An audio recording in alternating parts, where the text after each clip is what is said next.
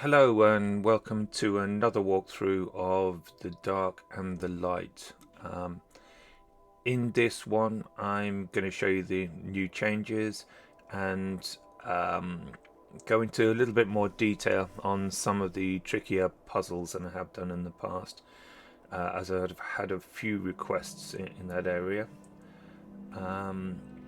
And you'll notice, if you had used the older versions, that now we've got a big pop-up there saying the Dark and the Light has been installed, and the main quest will start when the Dragonborn reaches level 40, when the courier delivers the letter from the Jarl. So you've got to be over level 40, and like other quests that start with the courier, you've got to go to a town, and the courier's got to run up with you and pass a letter to you. Okay. So obviously my character is over level 40. And to prompt the courier to arrive, I'm going to travel to a town or a city. Normally what I find is when he's been given that note, it takes him to towns or cities fast travel to before he actually finds you. So here we go. Come to Riverwood, and he's not here. All we've got here is a couple of dead. What happened? Well, that was actually me. Sorry. But yeah, they didn't give me much of a choice, so no guilt. Okay, now we're going to fast travel to Whiterun, and hopefully we're going to... Yeah, there he is. I've been looking for you.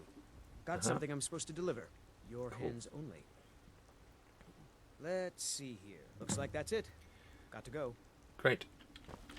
And so if we then open this letter, the quest will start. Who's afraid of the dark? I won't go through all the copy on all the letters and books that you'll find, but suffice to say it's that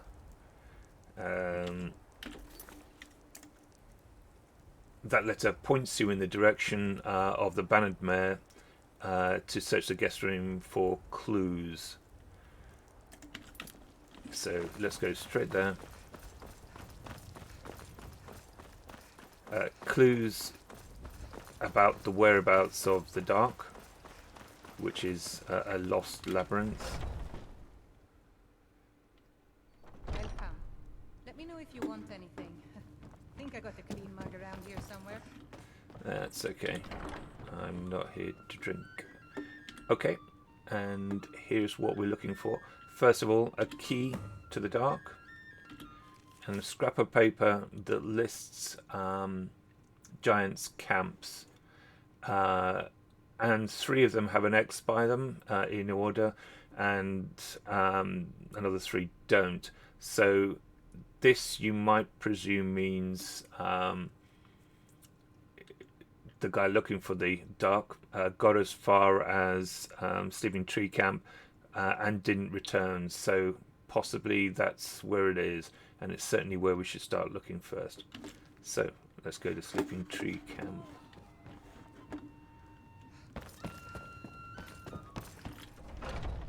Okay. Let's fast travel again. Sleeping Tree Camp over to the west.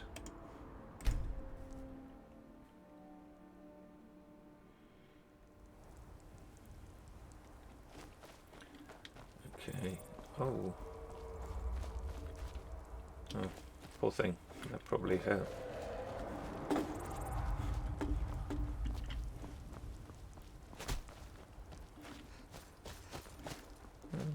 Seems alright. Yeah. Giant's not worried.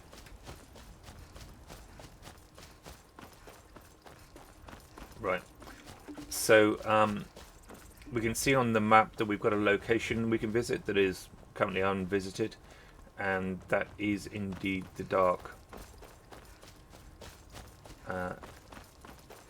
This spot here a bit of point of trivia, was originally going to be a farm called Barley Dark Farm in the game, but they cut it, I believe, from time constraints, and all you have left is this puzzling pillars puzzle, which normally works fine. It's pretty easy to find the solution for this one. You just match the figures up with the rotating pillars.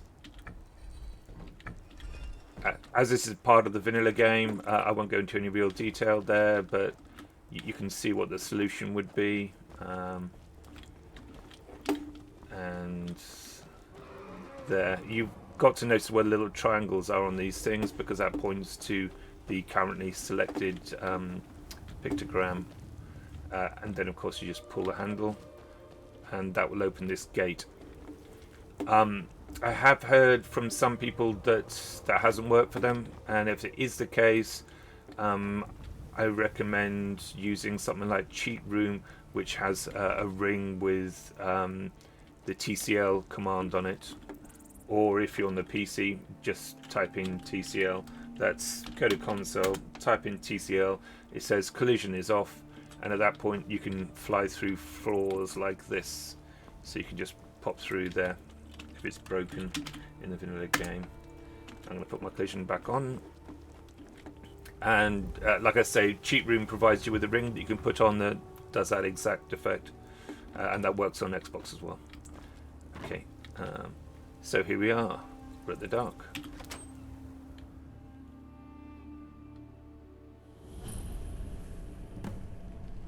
And in we go. Okay, so these stone plaques are well worth taking note of, because they contain clues and directions and let you know what's going on, basically. So we can see the lobby is to the left and the dark is to the right. Probably worth checking out the lobby first. And we can see here there's quite a few torches, and given the place is called the dark, I think it's probably a good idea we snaffle a couple of those. And the stone plaques, again, like I said, have hints on, so some pointers are there to help. That's a bit of an abstract one. So if you see pointers, maybe they could be helpful. A torch a day keeps the doctor away. Well, that's a pretty good advice in general. And we have a journal here, Ernald's journal, and this is the chap who wants to rediscover the dark, because he has a family connection to the person who made the dark in the first place. And you can read this. I'm not going to go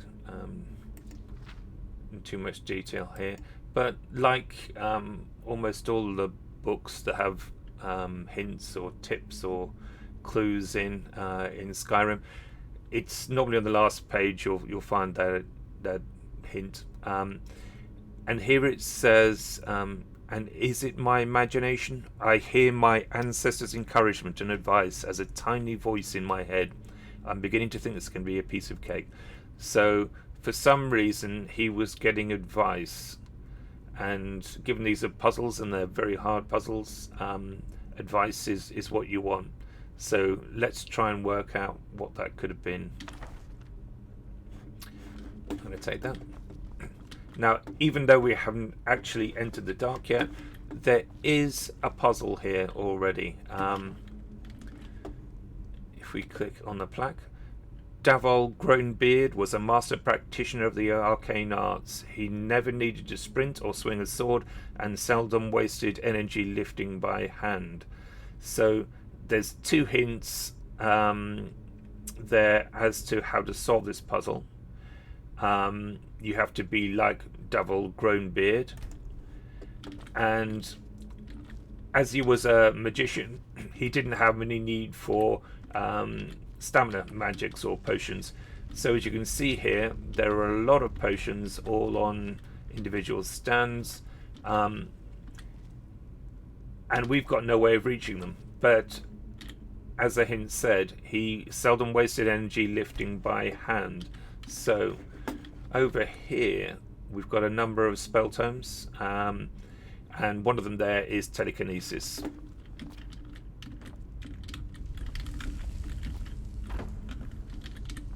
Which is a bit of an underused spell in the game, really, but it's one I've already learnt in this character. So, knowing that he has no need for the stamina potions, we can knock them off one by one, off the stands. If you make a mistake, by the way, there's a button here, and that brings all of the potions back onto their stands again, so you can start from the beginning again. Let's see if I can get it right without knocking off any of the wrong ones.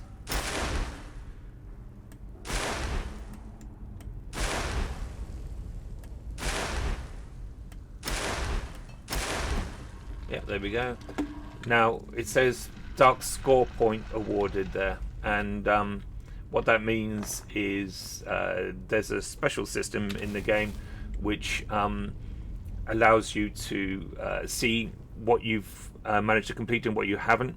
At the end you will be scored, and you can go back and finish off any bits you might have missed to get a full score. You'll see more of that later. Okay, so what we have here is a chest. Couple of regular things in there, nothing very special. You might think a little bit disappointing after solving that fantastic puzzle, but we've got a pressure pad there, and if we tread on that pressure pad, spears leap out of the walls, but not in a way that could actually ever hit us. So if we go back to that hint we had earlier not all pointers, some pointers are there to help. Let's have a look where they're pointing. So they're pointing behind, and indeed behind there is a tiny chest, and there's a key in there. I think we've got a dark point for that as well.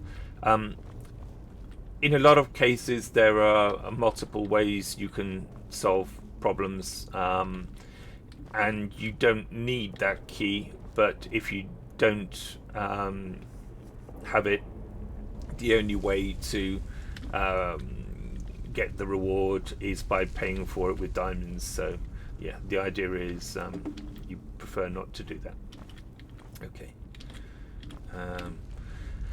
The dark lies beyond this gate. All traps and puzzles can be tailored to the purchaser's requirements and taste. Please ensure you brought a guide, but companions are not permitted. So unless you use a mod to summon companions, they won't actually come into the dark with you at all. And this gives some indication as to what might be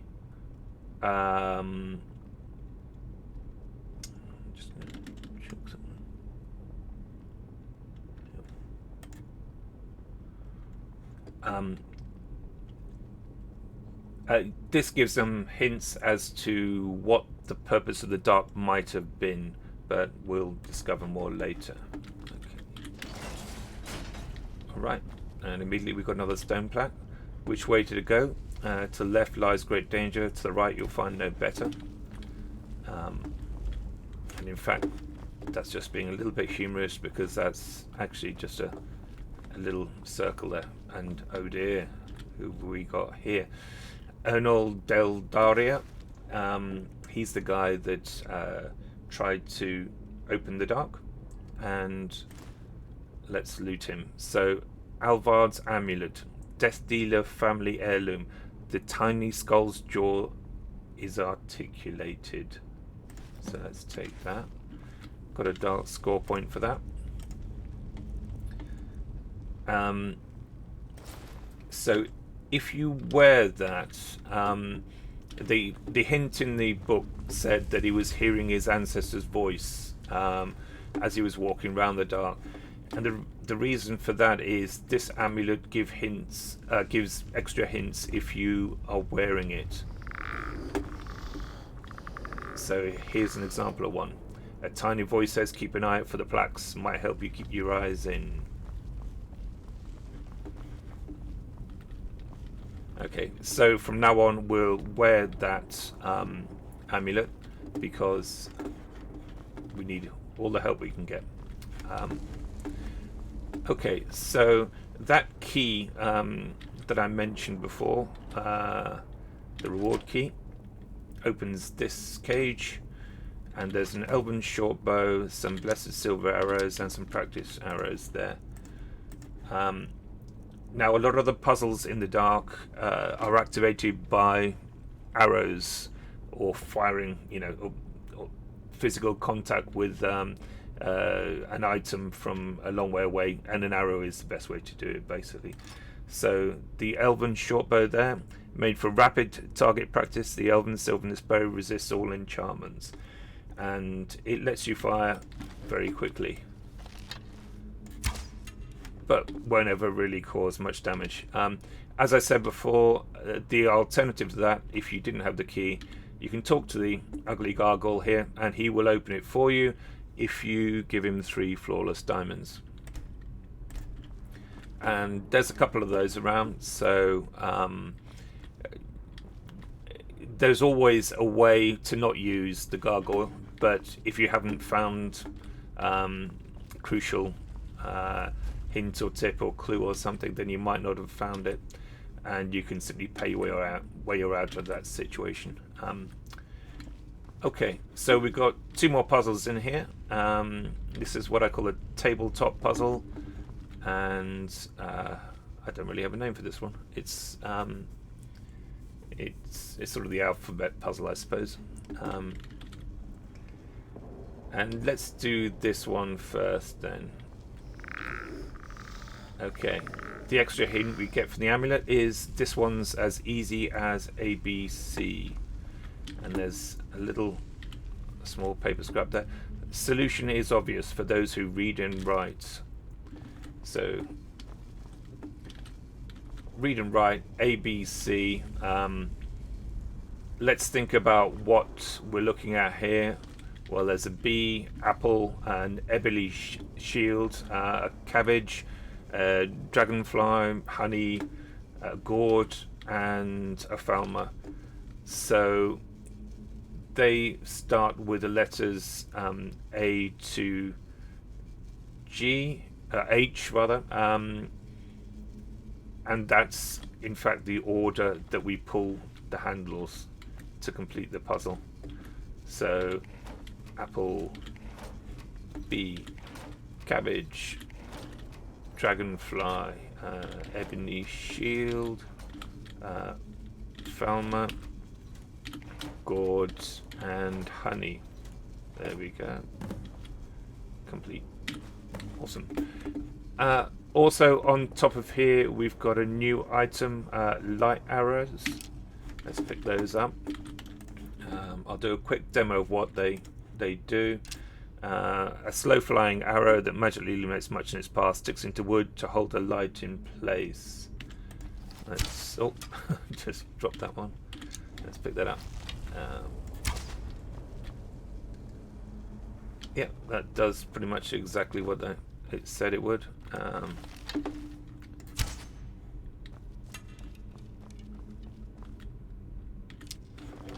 And we can pick them up if we get there fast enough, and use them again.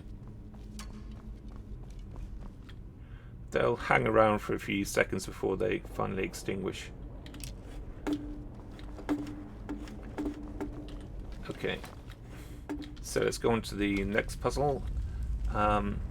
This is one that does cause people some difficulties. It's quite a challenging one, and it's maybe a bit unfortunate it's so early on in the mod. Let's see what we can make of it. Okay, we get an extra hint there. Grooves show the eagle's lines of sight. I can cross the board but can't turn corners. So we can see there are grooves connecting each of these pillars, and in some cases there's what looks like a kind of brick wall, and that's showing that there isn't a way for the eagle to see through those walls. So let's read the hint on here. Center flies high while a leviathan breaches just to its north. Eagles will not tolerate another in their long line of sight. No two adjacent are the same, or is there a homogeneous ring solution too? Okay, well, let's look at each of those clues in turn. Center flies high. Well, there's only one of the animals on the pillars that can fly high, and that's the eagle. The pillars have an eagle, a snake, and a whale on them. So let's have a look at the middle one. The center one, it's already set to eagle. We can see that because, again, we've got those little triangles there that tell you which one is selected. So we don't need to change the eagle. It says just to its... let's read that again. While a leviathan breaches just to its north. Well, breaching, of course, is the act of a larger, I think maybe a fish or a sea-bound mammal, into the air. So there's only one creature that could be, and as it's a leviathan, it's obviously going to be the whale. So we can see there is an indication of north on the tabletop puzzle itself, and indeed if you look on the compass, it's north. So directly to its north has to be a whale. So let's make that the whale. Okay, and what other hints do we have? Eagles will not tolerate another in their long line of sight. So you can't then have anything along the same grooves coming from this eagle. So this eagle here couldn't have an eagle there, or there, or there, or there, there, or there, because that would be within its line of sight. Now, the other rule is no two adjacent are the same. Let's ignore the or is there a homogeneous ring solution too, because that tells us there's actually two different solutions on this puzzle. Let's go for the first one first. So this cannot be a whale, and it also can't be, sorry, this one at the top here can't be a whale. It also cannot be an eagle, because the eagle won't tolerate another within its line of sight. So this has to be a snake. Okay. Now, no two adjacent are the same. So this whale here cannot have another whale, say, here, because it's adjacent to it. So this one, again, can't be an eagle, because we can't have another eagle in the line of sight. So that has to be a snake. And on the other side, the same is true, because the situation is exactly the same. It has to be a snake. And because those two are snakes, this one here has to be a whale. So let's set that to a whale. And as it's a whale, much like the other side, this one here has to be a snake. So it goes, let's do another one of those. It goes snake, whale, eagle, snake, whale. And we've got, oh no, sorry, it doesn't. It goes snake, whale, eagle, whale, snake. And the same rules apply in the sort of west-east directions. So let's make that one a whale because it can't be an eagle and it can't be a snake because it's next to a snake. Now then. Okay, we've actually completed it because the 4 remaining positions were set to their default of being in the eagle, and that's okay. That's fits the pattern because they don't see another eagle within their line of sight, and no 2 adjacent are similar. Okay, so we have found one solution there, and we've got the prize of the dark shortcut key. Now the hint here says, or is there a homogeneous ring solution too? Well, homogeny means all the same.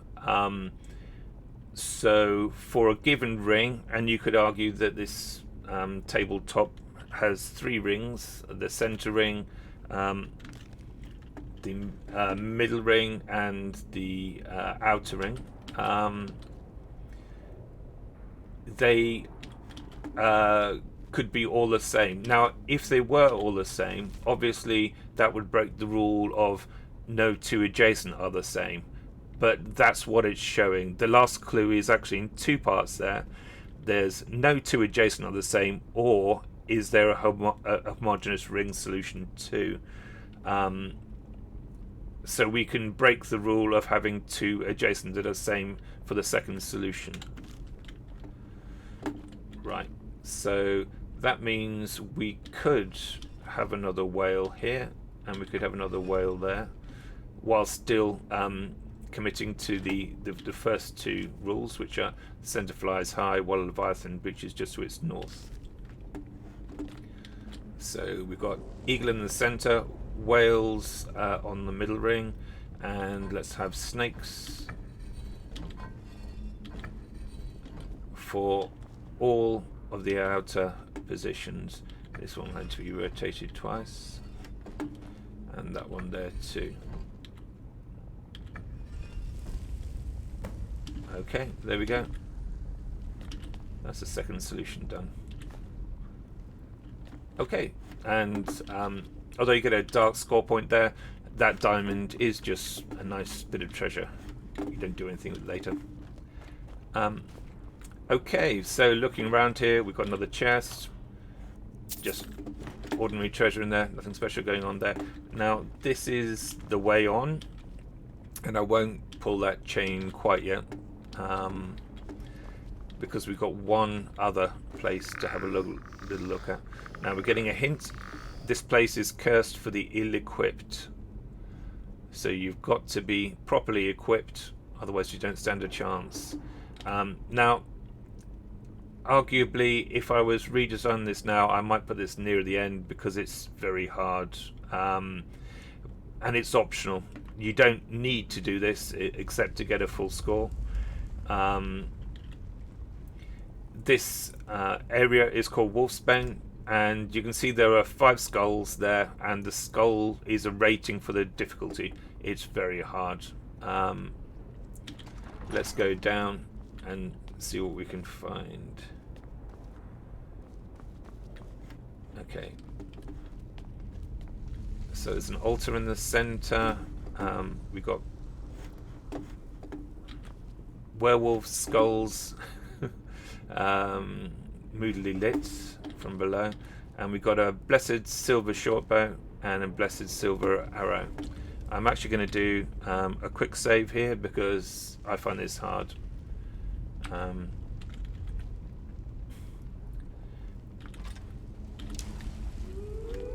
Now, is it ghosts or is it wolves? The equipped hint was about making sure you were using both the blessed silver arrow and the blessed silver shortbow for this. And you can see I'm crouching now because I don't want them to see me. Turns out it was both ghosts and wolves.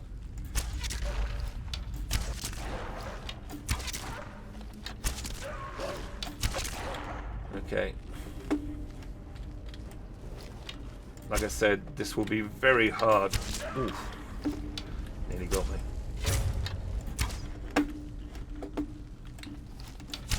Oof. These guys will one-hit kill you if you're on any level of difficulty. I'm on legendary level, I think, at the moment. So, yes, it'll be hard. They'll one-hit kill you, but as long as you're using the blessed bow and blessed arrows, then you'll one-hit kill them too, no matter what difficulty level you've got it set on. Okay, looks like I've only got 4 left, but it might just be a wolf hasn't heard me yet. No, there's a couple more. Okay, 2 more. Is that right? Oh, you can't see me. No, he sees me now. There we go. I think that's all of them. Yep, there we go.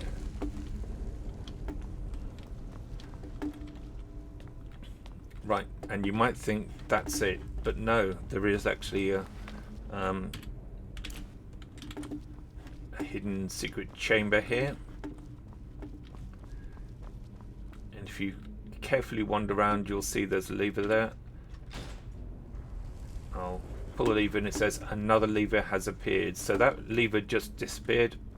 And anywhere you might have searched already could actually now have another lever in it. And the second lever is hidden just here on the side of the seat of the bench. And the last lever is... Oh, first of all, I'll point out there is an item there, a bloody book. I'm going to pick that up because it will come in useful later. And there's the lever. Okay, so what that does is open a huge treasure chamber, which just dumps a whole load of treasure out for you to pick up.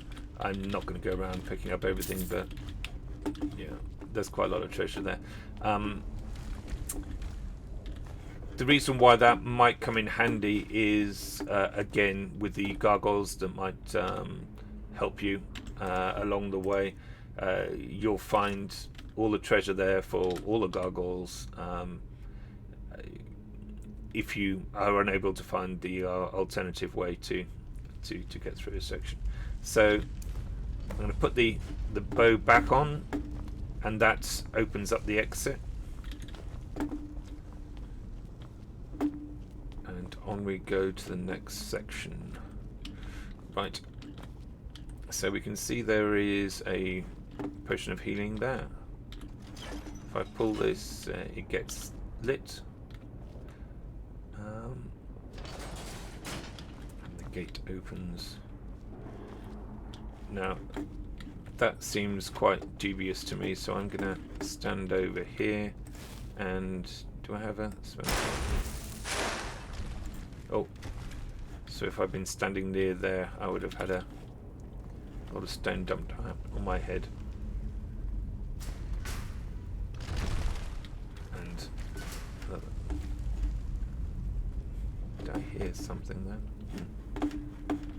Okay, so now we come to the second named section, which is the Maze of Doors. This is given 2 skull rating, so not too deadly. Earlier in the tabletop puzzle, okay, missing doors means you're on the right track. So if you find an area, a room, well, one of these little room sections that doesn't have a door in it, that would be the way to go.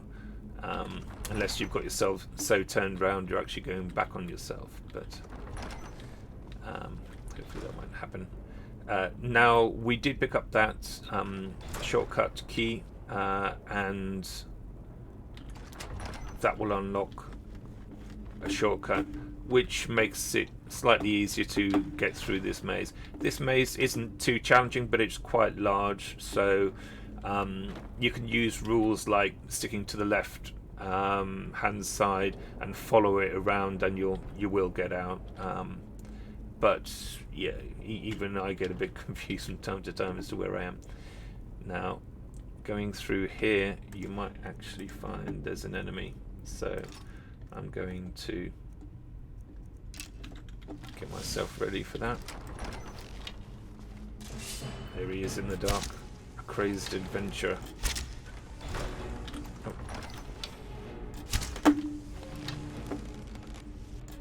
And because I'm on legendary difficulty, he's not taking much damage from this. And I probably will. Okay, we've got him. So search him. He's got another one of those bloody books. Let's pick that up and bring my torch out again. By the way, I've got torch mapped to a key. I'm playing this on PC through favorites, so I've got it on 6. That way I can easily bring some light to a situation.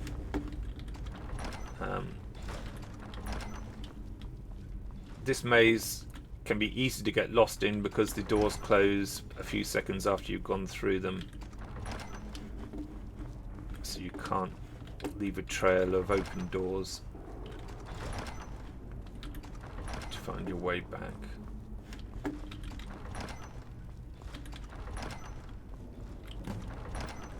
Okay, we're through, and we've got a dark score point for that.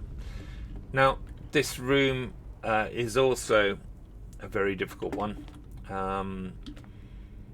It does require good balance, good positioning, careful jumping. It's called the Deadpool, and he's 4 skull in difficulty. Sometimes jumping before moving is easiest. So in Skyrim, if you're in the air, you have control over where you go. So in some situations, just jumping into the air and then moving, you'll find will get you over an obstacle a little bit easier than just trying to do a sort of forward jump. Right. Okay. What we've got here, and I think I'll fire off a light arrow. Let's see what we can see. So you can see there's a lot of these wooden poles are going across the room, and we've got to make our way across them very carefully. At the far end, can I fire one that far? Not quite. Way over there, you can see a number of portcullises, and the way this room works is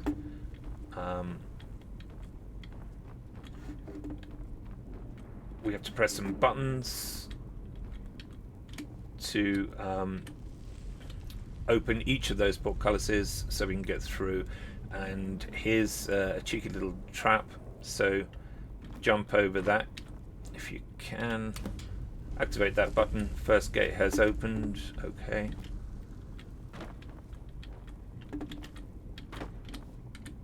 Here's another one. Now, if you are playing on Xbox,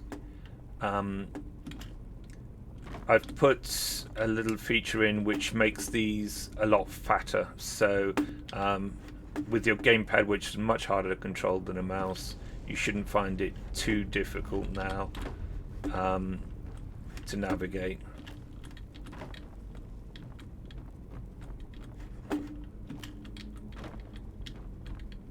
And the same is actually true in Wolfsbane. The wolves are released slower for Xbox because it's that much harder to re-aim and reposition your bow. I'm actually going to do a quick save because it's very easy to miss one of these jumps, even for me. So I'm not saying that because I'm particularly skillful. I'm just saying that because I've done this quite a few times. That was the third button. Okay.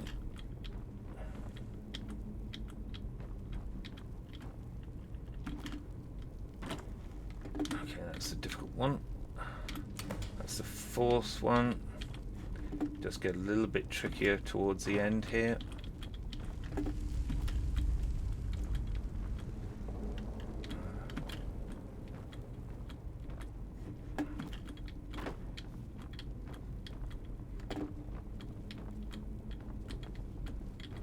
Okay, do a quick save. And this is the difficult, the hardest jump, I think.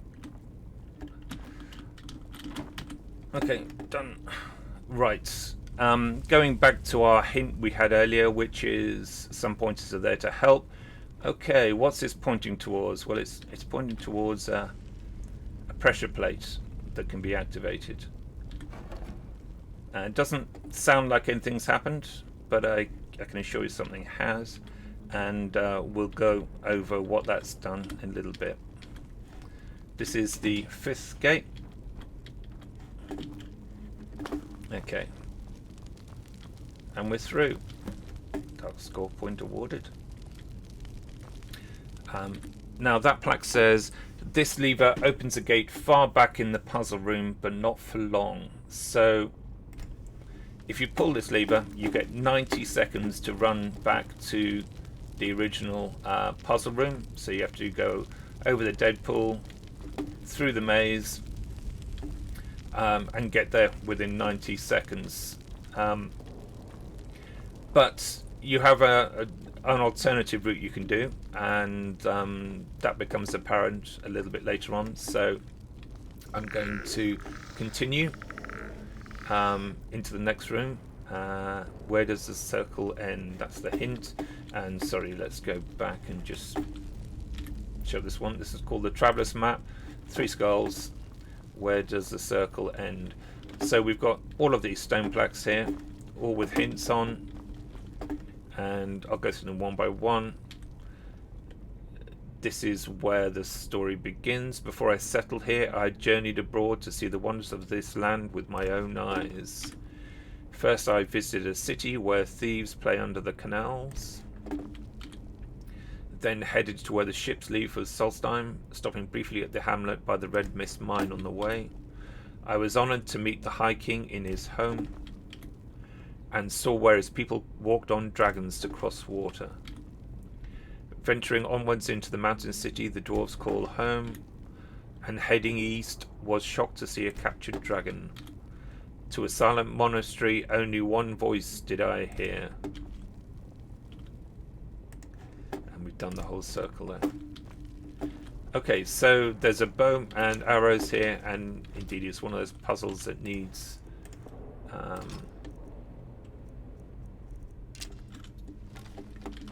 your bow and arrow to complete. So where the thieves play under the canals, that's Riften. Let's hit that one first. Then it was Shore's Stone for the Red Mist Mine. The boats to Solstheim go from Windhelm. The king lives in Solitude. Where his people walk over dragons is Dragon Bridge. Where the dwarven cities in a mountain, well, that's Markarth. Where the captured dragon is, that's Whiterun. And where the monastery is at the top of the throat of the world. The Greybeards, you know. And then, if you notice the extra hint, it says, where does the circle end? The poem starts with, before I settled here, and so it ends with this location, the dark. There we go, the door is opened.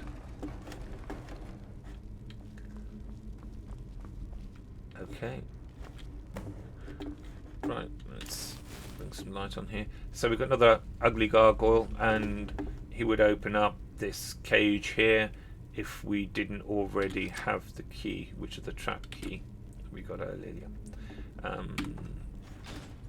We trip that lever, and this will turn off the traps in this area.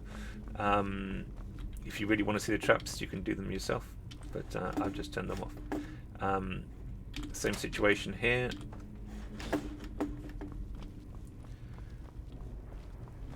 And on we go. And if we go up here, we can go to the left here, and this will take us into the second part of the dark. But what I've done there is pull a lever to open a route through the maze. And the reason why I'm going to do that is going back to that lever that we didn't pull.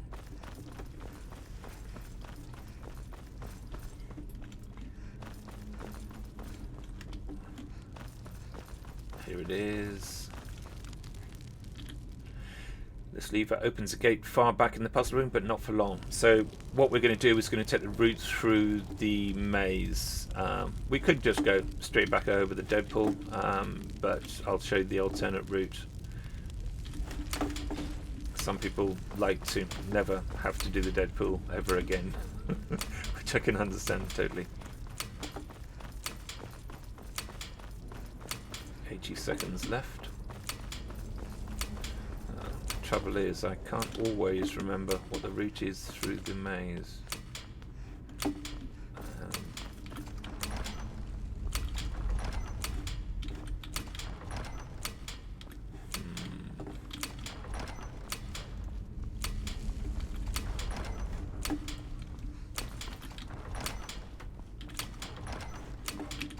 Of course, you can map out this maze. There's nothing particularly clever or unusual about it. Oh, have I got lost? I think I might have done.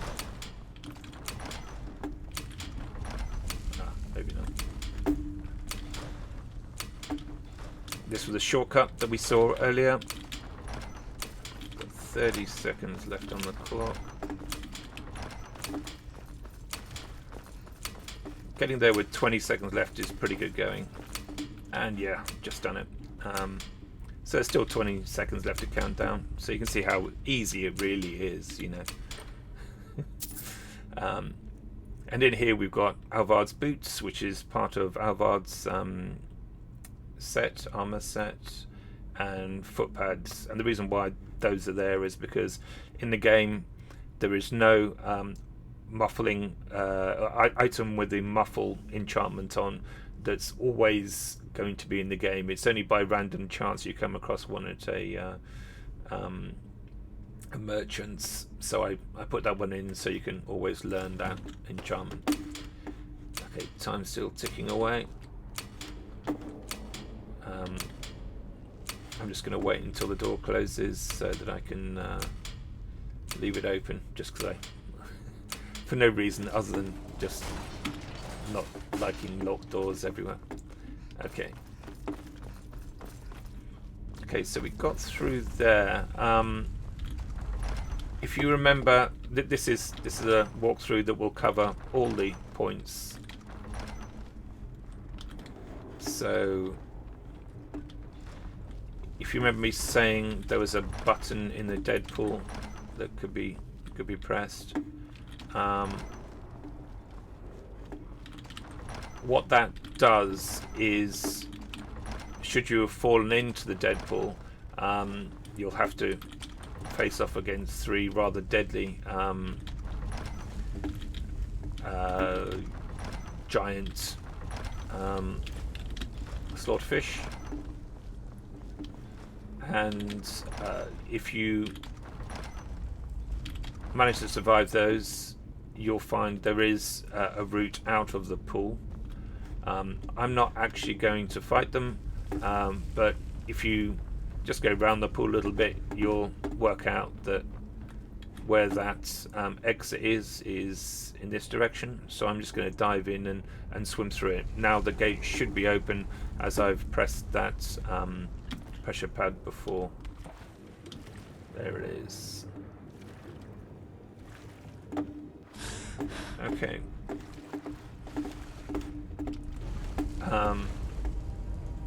So there is an additional little area here which I'm now going to head to, which is below the spiral staircase.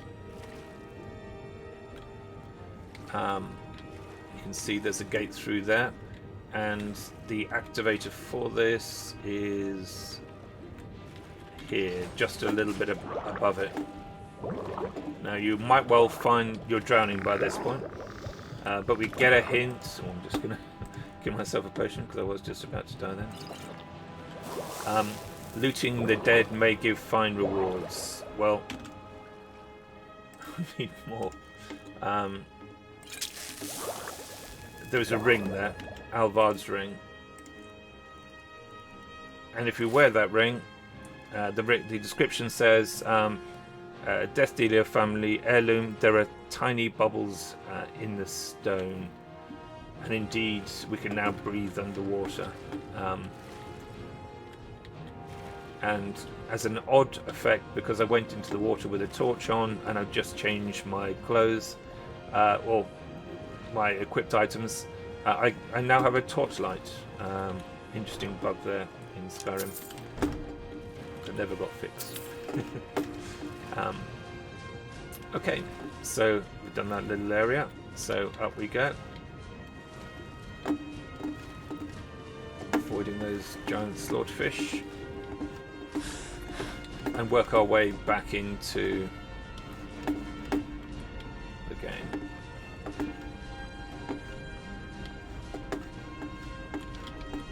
Now this is quite a trap heavy. Oh, I think I have triggered the trap. How did I manage to do that?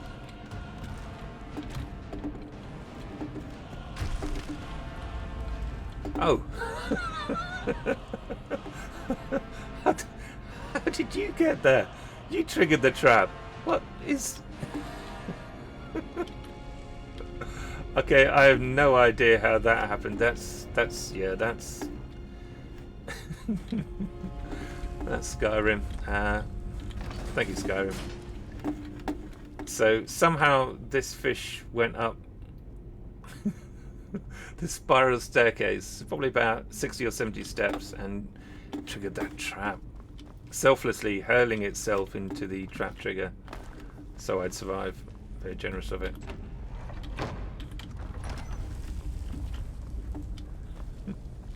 I can't imagine how that could have happened. That but yeah, okay. Right, so here we are again at the start of the Deadpool. I think I'm going to make my way through the maze rather than try and go across the Deadpool again.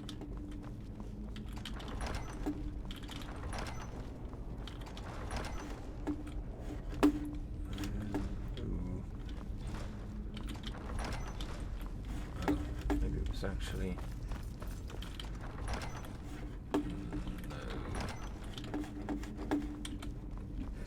going to be this way. Probably. Yes, that was it. Okay, so we've got every point in the dark, and we're going to now move on to the darker dark.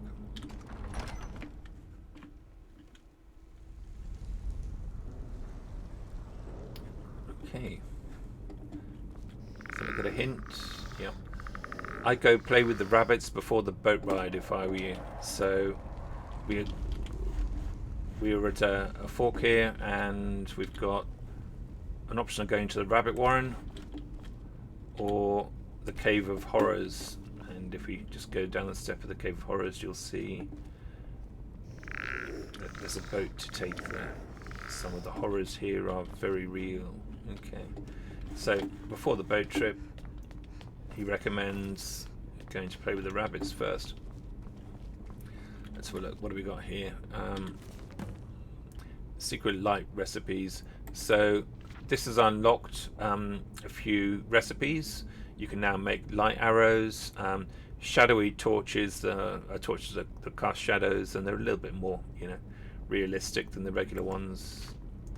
And bright torches are quite a lot brighter, and they're made of things like dwarven oil, troll fat, so they obviously burn with a lot of energy and a slightly bluer light because of the dwarven oil. I think this is a shadowy torch as well. Yeah, I'll take that. Something's making noise. Okay, so this is called the Rabbit Warren because you've got a lot of choices here, a lot of different directions you could go. But let's fire a light arrow down there so we can see what we're getting into. Put the elven shortbow again. Okay, very spiky. Yeah, okay. We don't really want to go down that one. Let's have a look. That's spiky too. But this one seems to be a pool, and that would be a much safer landing. So there we go. That's where we want it to be. Jump out quickly. Okay, we've got a giant rabbit there, very dead. Not surprising given the spikes at the bottom there. And here's a little extra, the Easter egg. So that's a new ingredient, and you can work out what that does yourself. Okay, and to move on out of here, I know there's going to be some nasties ahead, so I'm going to equip myself.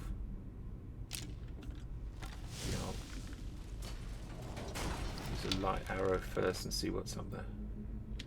I can hear sort of skeletal noises. Oh, and a floating skull. Yeah, that's woken up a lot of them. Okay. What am I wearing? I might put on archery equipment just for the moment. Yep, I can still surprise them, so...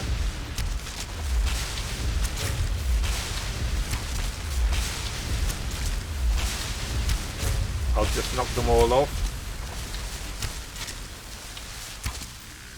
Hopefully... Oh!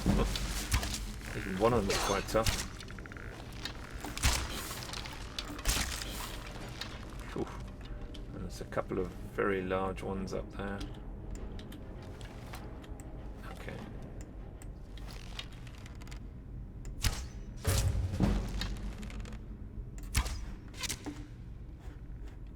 I can still hear another one. Where is it? Oh, there's two of them.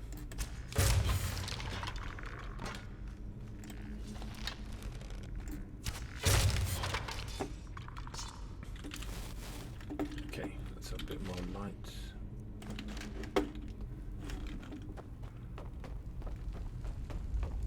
Nothing very special on those. But here we've got a pile of light arrows, bright light arrows, which are just simply a brighter version of the same thing, and a whole load of ingredients. Actually, I'm not quite right there. The light arrows cast shadows, whereas the bright light arrows don't. So they're kind of used in different lighting situations. Okay, got a dark score point. On we go. So apparently now we're ready for a boat trip.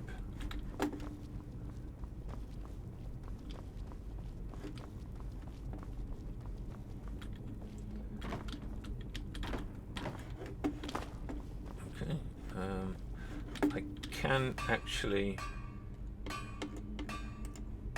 now make a couple of bright torches, which I will. Also make some light arrows, but I won't for the moment. And that's the shadowy torch. I don't think there is a regular torch recipe, so if you're making a torch, it will be the shadowy one. Okay. Right. Now I'm going to favorite that, and I'm going to map it to 8 on my keyboard. Okay, now we've got a boat there with a lantern on it, but it doesn't shed a great deal of light. As we climb onto it, it starts going. I'm going to try and say, oh, what's that over there? That looks like another giant slaughterfish, but unlike the other one, not quite so suicidal.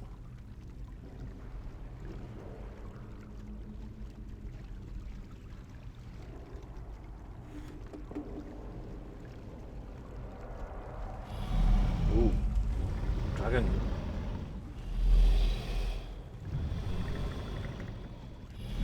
Oh, but that doesn't seem real. This is some kind of ghost ride.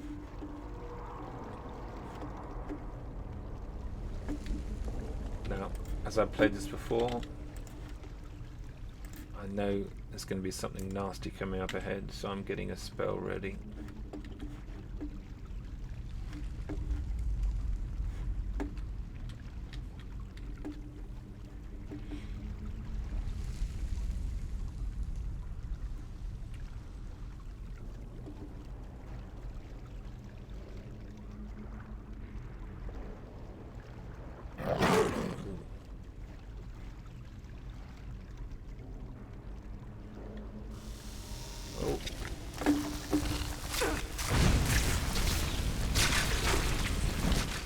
Nearly dying from poison there.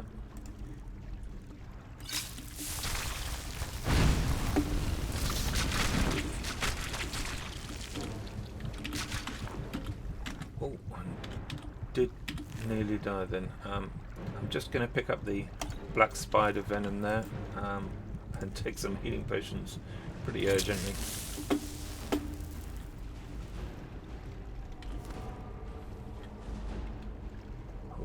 Another slaughterfish.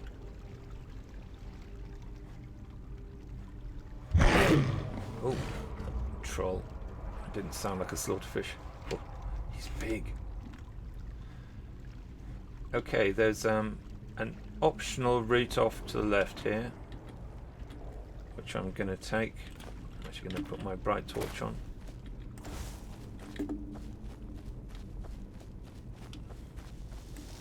Oh, lots more black spiders.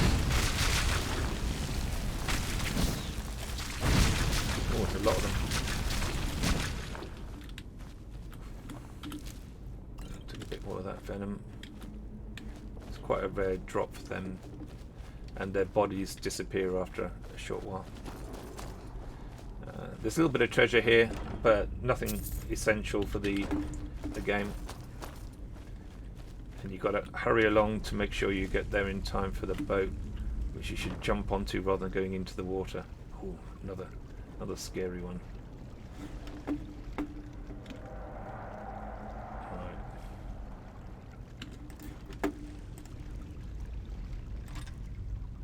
I'm going to equip a few light arrows, maybe actually the brighter ones.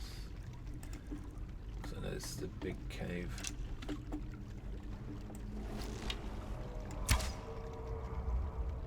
Oh, there's something up there.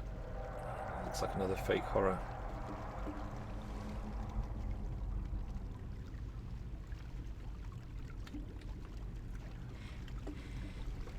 I'm hoping this doesn't come out too dark, by the way. As I've uploaded stuff to YouTube in the past, it seems to take a bit of the brightness out of the...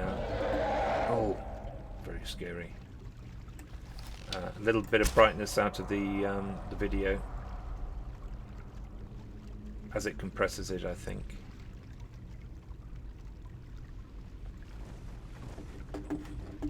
There's something there. What's that?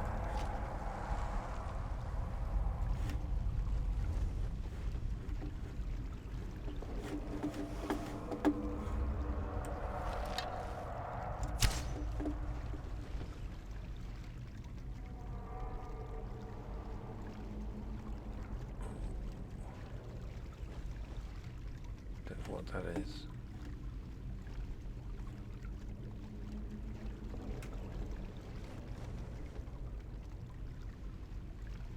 Probably something we'll go past later.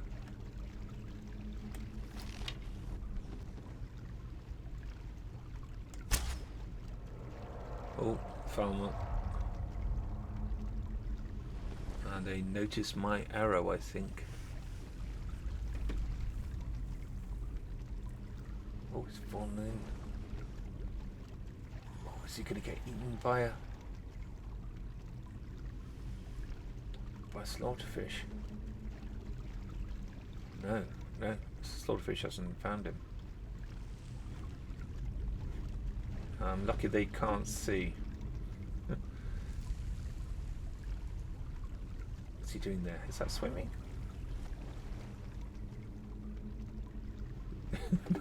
Normally you'd swim with your head above the water, but fair enough.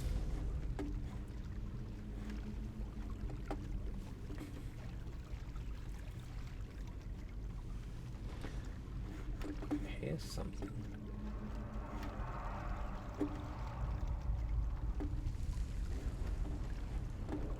Spooky. Let's see if we can see anything with an arrow. We're in a very big cave here. Well, there's something over there. Oh, something's woken up.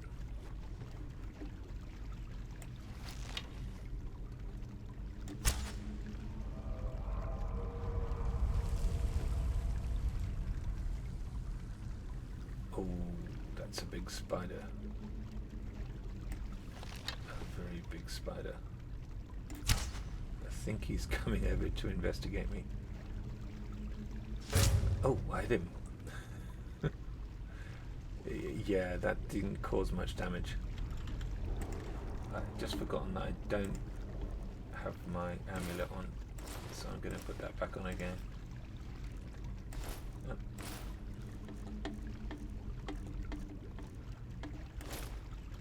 That's what I was running before.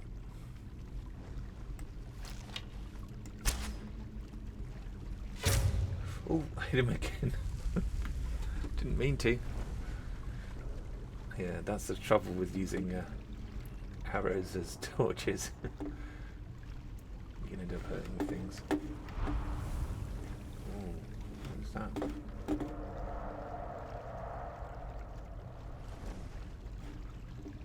Yeah, very good. He hasn't detected us.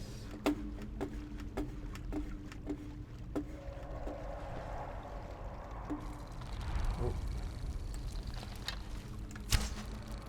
Giant mud crab.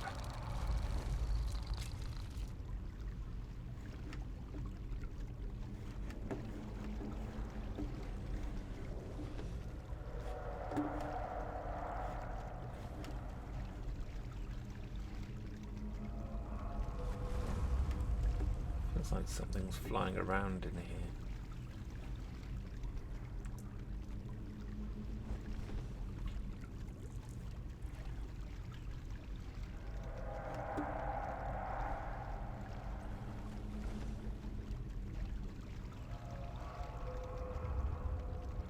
There's something there in the dark.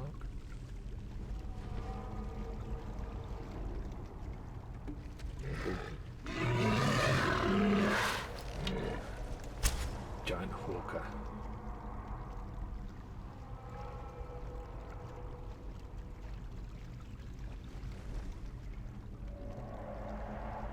But a fake one. Okay. Oh, I can see two lights in the darkness. Don't know whether those are eyes. We'll find out soon.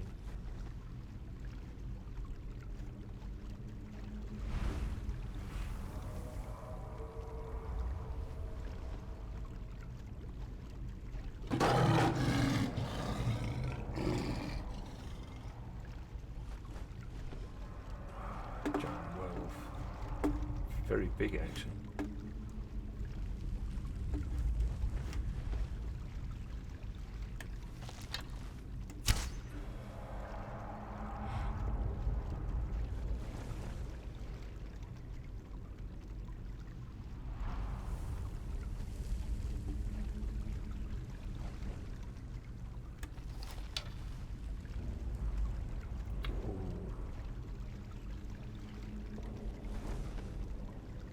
That Bob again. Bob the spider.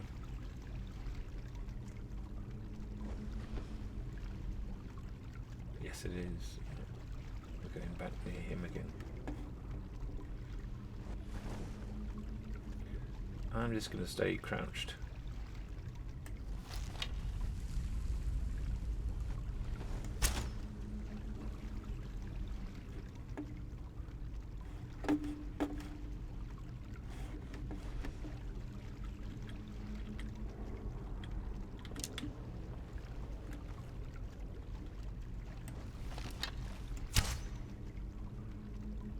I'm going to hit him again. Yeah, I did. Just going to stay crouched, not making a sound. One advantage of being on the boat is you don't make any noise, because you're not even walking. Ah, those are the two eyes I saw, and they're actually torches. And that looks like it's the way on. So I think we're finally at the end of this ghost trip.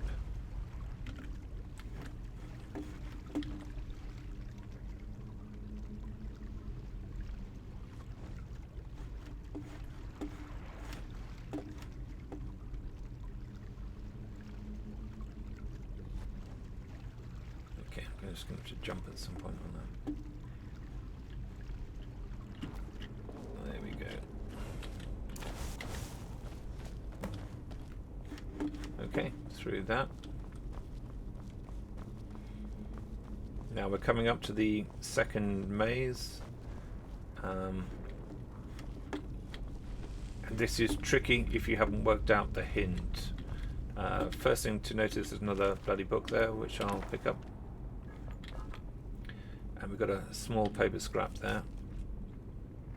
The maze beyond is driving me crazy. I keep coming back here. Surely there must be some clues somewhere in this room as to the true path. So somewhere in this room. Well, there isn't very much going on in this room. There is a pile of treasure which is all fake. So it looks lovely. It looks like you're going to get loads and loads of treasure, but no. Like everything here, it's a trick. Now if we look at these bookshelves here, we can see there are 3 light arrows at the top of it, indicating going to the left, going upwards, going to the right. And what these represent is 2 paths through the maze. And I'm going to take the one on the right first.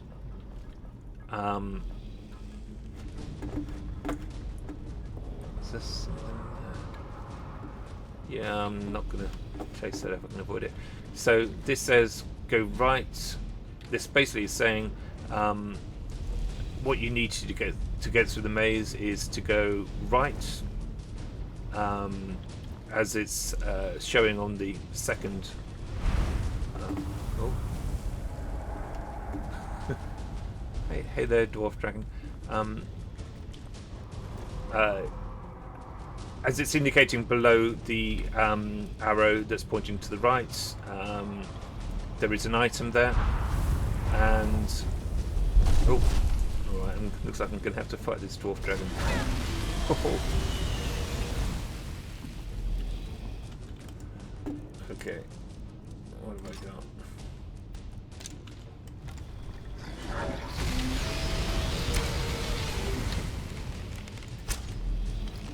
Oh, he's glitching a lot. I don't think he can quite fit there. Oh, he's off.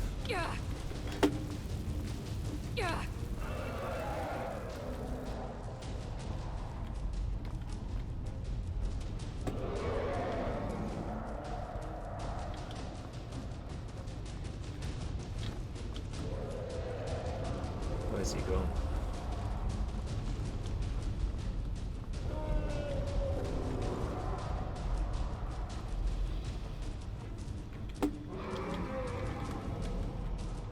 I think he's been hiding in the darkness. Okay, let's go back to where we were before he knocked all the treasure around. This indicates the moves you need to take in the maze, and for each position, it aligns with the move you need to make. So there is the first move is to take a right, because it's underneath that right pointing arrow. The second move you need to make is a left, because it's underneath that left pointing arrow. The third move you need to make is another right. And the last move you need to make is a straight on. Where is he? I'm just going to ignore him. He'll never find me here again. Right. So I think that was right. Left.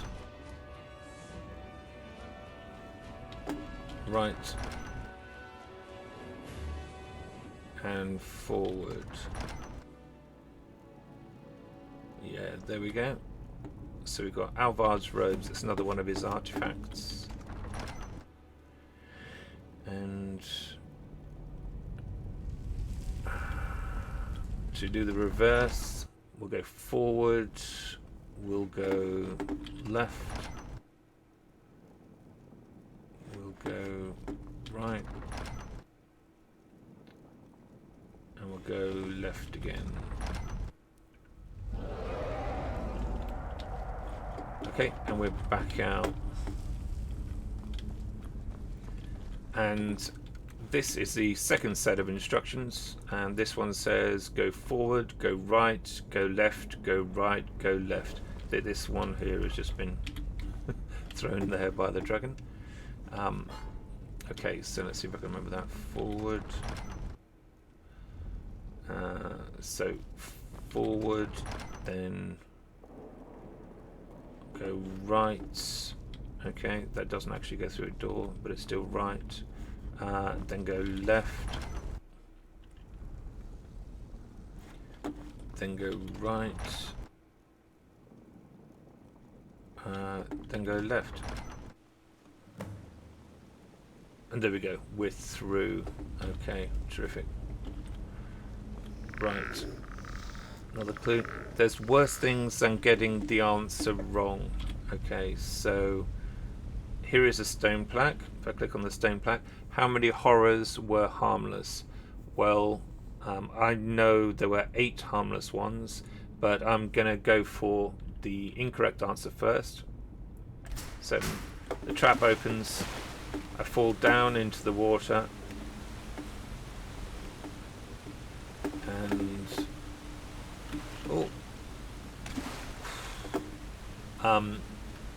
I fall into a water-filled, spike-lined room, and where I jumped there is the only safe spot. Now you could have cat-like reflexes, or you could just actually land on these and you take some damage, but even on my legendary difficulty I won't die from that. Now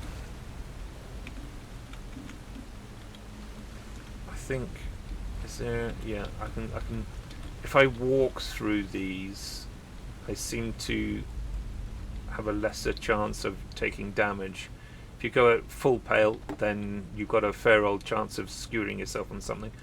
So go slow through the spikes if you can.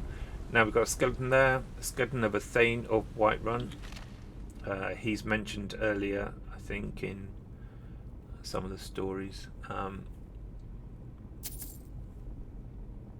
In the books. So alchemy boots, that's a unique item, so let's pick that up. Now we're in a room with lots of water pouring into it, full of spikes, but it's got 3 gates at the far side that are letting water straight out. Now next to each of those there is another pressure plate. So what I'm going to do is just heat each of those in turn, and when we got all 3 hit, the water will rise. Okay, normally I'll wait until the water's risen before I start swimming, but you've only got a limited amount of time before that will go down again, so you want to jump up there as quickly as you can. Oh, very close that time actually. You can always hit those again for it to rise once more. Okay, let's put some light on. Right, this time we're going to go with the correct number, which was 8, and the gate opens and on we go. Another bloody book there, let's take that. And we're through to the 3rd part of the dark, the darkest dark. Right. Ooh, very scary. Giant skeleton. Bigger than anything you actually see in the game as a monster, so maybe there's an explanation for that later on. Let's see what we find. Can't have too many torches. Right. So on the back of this skull is a number. It says 758. This number will be different for every playthrough, so you'll get a different set of numbers to me.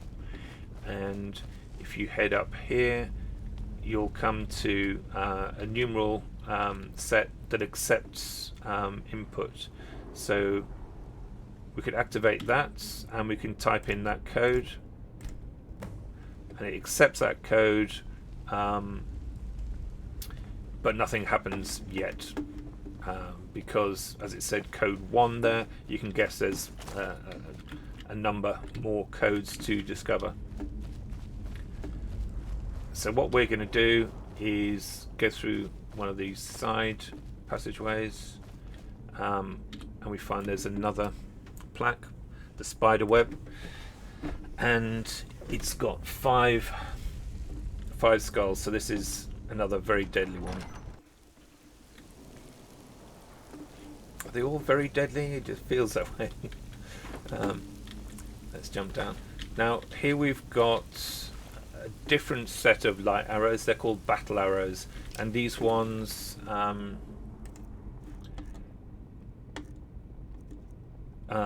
instead of being slow moving ones that just illuminate the area, are fast moving and will cause a reasonable amount of damage.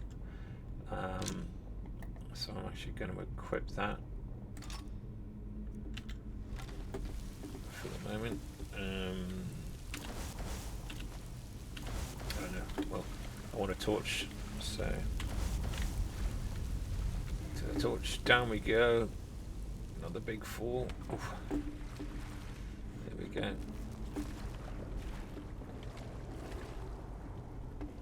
there's something there has spotted me. Oh.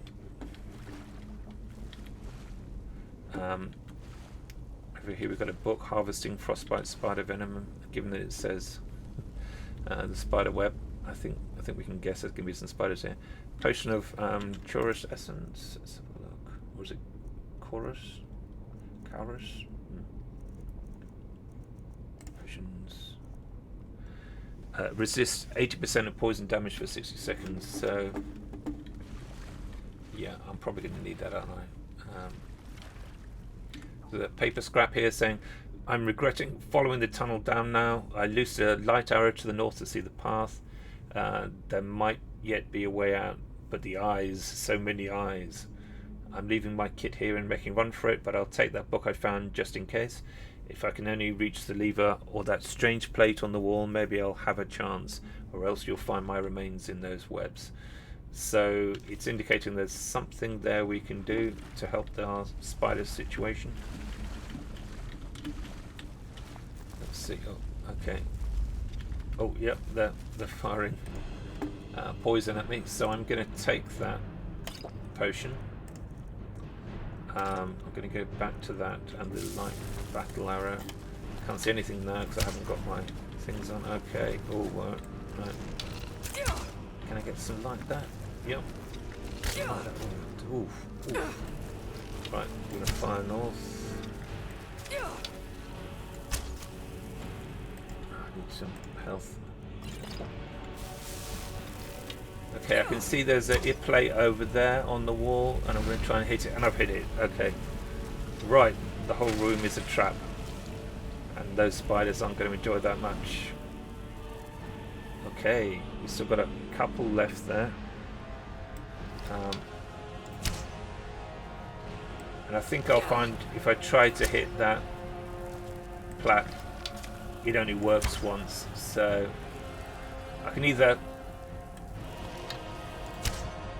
hit these guys with the light battle arrows, or I could work my way through. Oh, he's big. Oh, and I've been poisoned. I'm going to pull this lever. It's fired off again. Right, I need health. Health. Yeah, that'll do. Oh.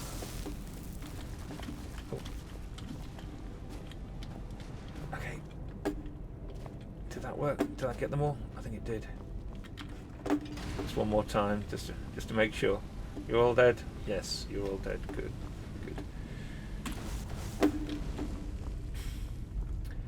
Okay, and here is a spider webbed body, and that's the book he was carrying, so let's pick that up. Right. Let's see if any of these have got any poison on them. Ah, that one does. Take that. There's normally one or two that will, even though it's quite a rare drop. There's a lot of them. Another one. Oh no, light battle array. That's just a treasure chest, so I won't even open that. But at the end here, we should find we've got another code, 739. I'm just gonna make a note of that.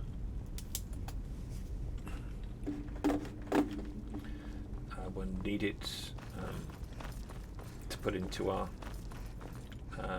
codes console.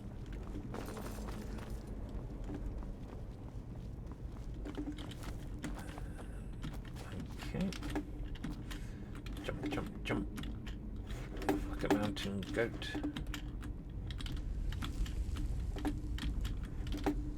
And up here is the way on. Okay. And we've got another crafting boot pair, smithing boots. Okay. The path of the Stormcloak. Now, if you look on each of these poles, you'll see there is a shield of various hold, and some of them are aligned with the Stormcloaks, and some of them are aligned with the Imperials, and you've got to jump on the ones which are aligned with the Stormcloaks. I want you to do a quick save here. Now, I'm pretty sure I can jump on that one. Can I?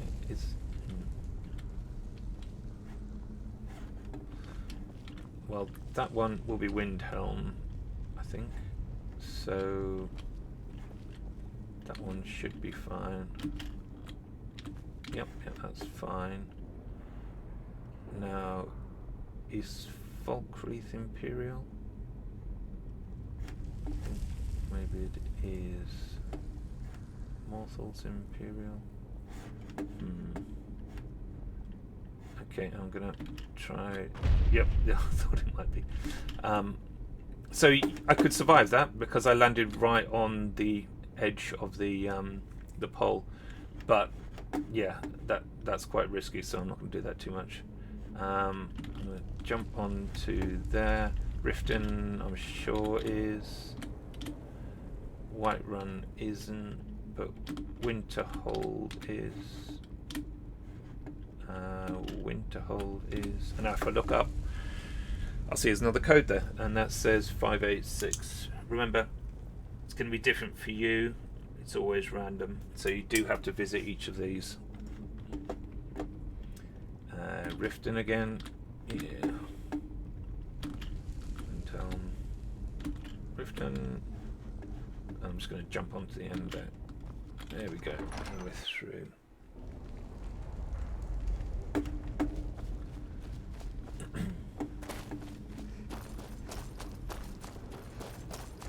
Okay, I've got 2 codes. I'm going to put them in here. 739 586. Okay, so there's still more codes to go.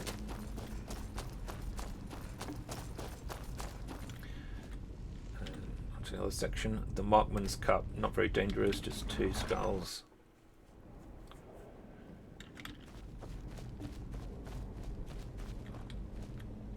Okay.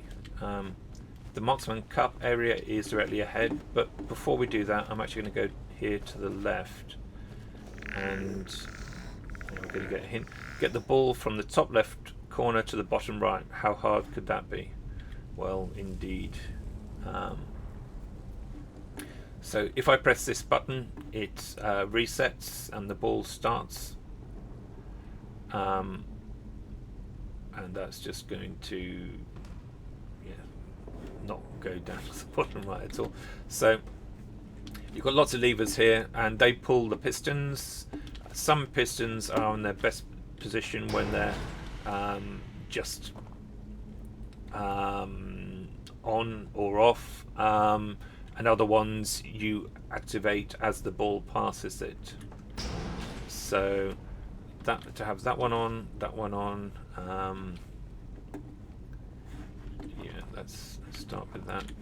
Okay, reset. Ball goes down. Oh no, that's not what I want to do. That's the one I want to do. Okay, that pushes it along.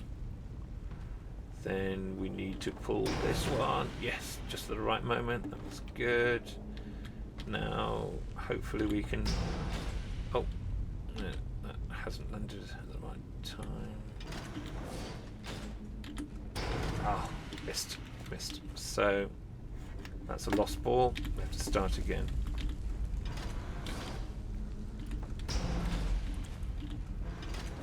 Bring down that piston over there, which I'll bring up at the right time there. This might be okay there. Yep, that's just knocked it back. That's good. So I think I just need to have that one up. And there we go. Right through to the end. Reward unlocked. Okay, so secret simple recipes. So these are for very basic things: woodcutter's axe, pickaxe. But practice arrows is possibly the most useful one. You can make 2 dozen arrows with each piece of firewood, which is excellent. So yeah, I'll take that book. In a small chest, you find 3 bright torches, which are great. So coming over here, we've got a woodcutter's axe, we've got a wood chopping block, so we could chop up some wood, but there's some loose firewood here as well. And with that, I'm going to make some practice arrows. Right. Might be enough for the whole competition. 233. I'll make a couple more.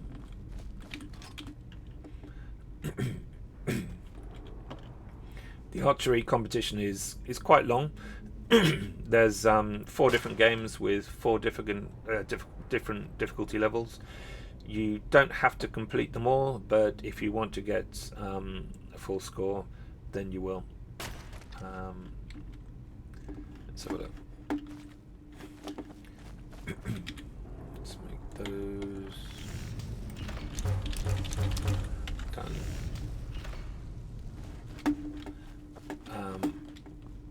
Now, this is a target practice game, so speed of drawing your bow is quite important. We've got the elven short bow, which is very fast, and I'll use that one. But a lot of the larger bows are actually quite slow to draw, as they're more powerful. So if you were going to use that Daedric bow, it's a little harder to complete. And over here there's a long bow. As it's a small light bow, it actually draws quicker than the older top end heavy ones, so that would be an alternative.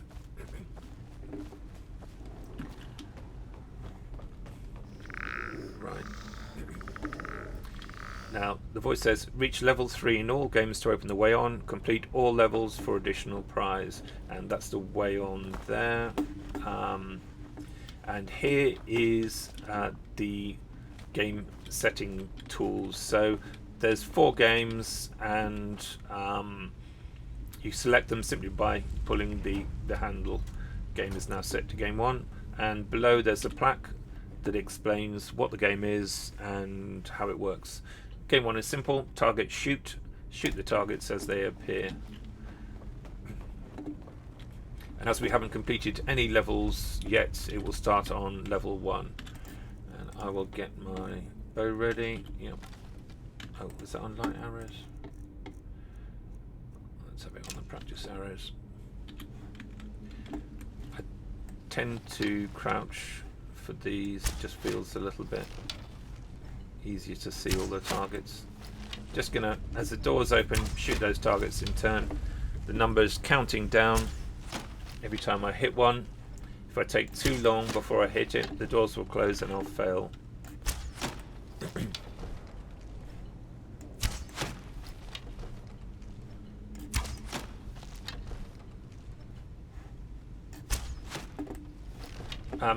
As you can see, I'm always knocking another bow and drawing it back, so I'm ready to fire just as soon as there's a target to hit. Okay, that's done. Let's do it on difficulty level 2 now.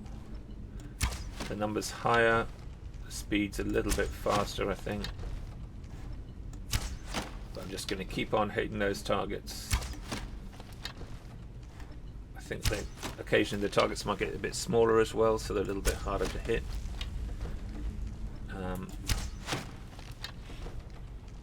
Just going to keep on going. You're welcome to jump further ahead through this. This is just really to prove that they are all possible, and if you're having difficulty on a particular game, I can maybe give a couple of hints. Oh, there it is. Almost missed that one. I'm hoping to this first time, but there's a chance I don't, because I'm not that good an archer. And the games are very different, and use very different skills. It's a tiny target.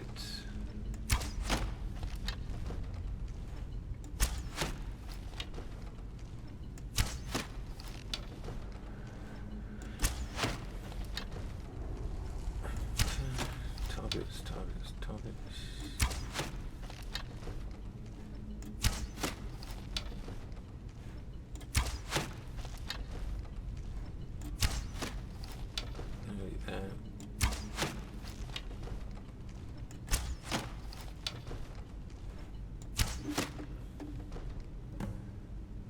Okay, we're now on the final level for game 1.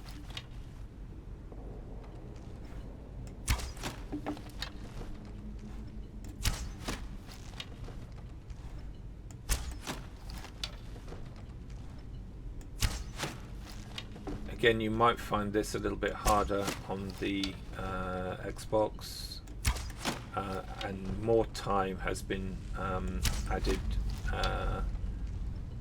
for anyone using a gamepad. So it should be just about the same.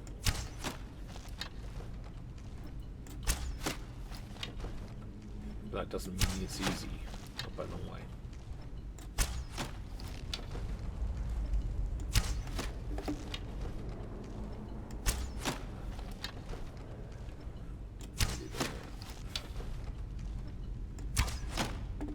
Phew, okay.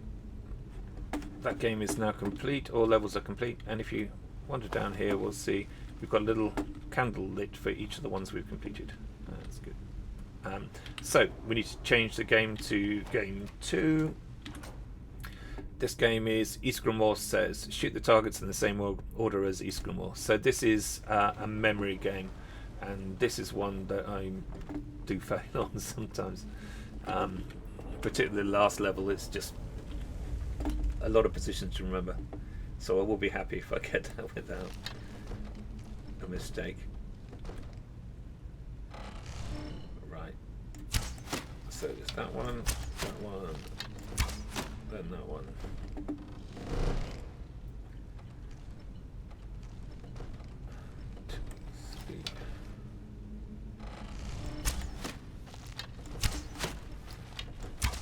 I might go more quiet as I try to concentrate on this.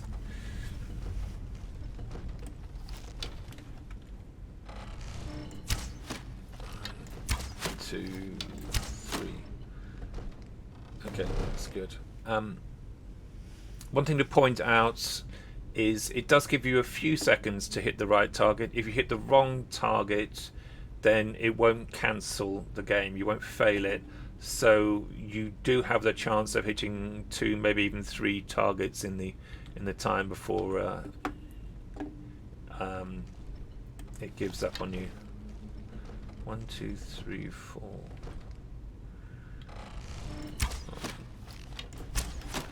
It's always 1, 2, 3, 4 actually. Somehow that helps me remember.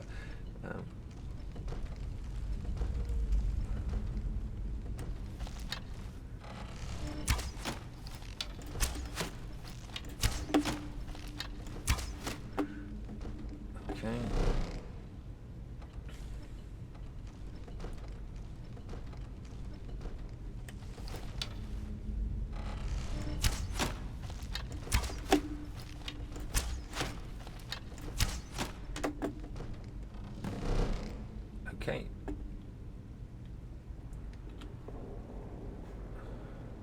That's getting harder. That's going to be 5.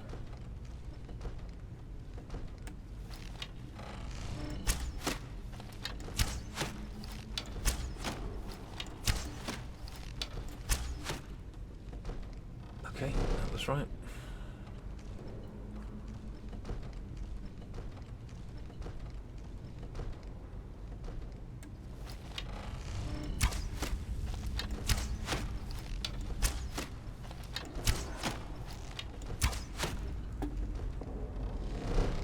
Cool.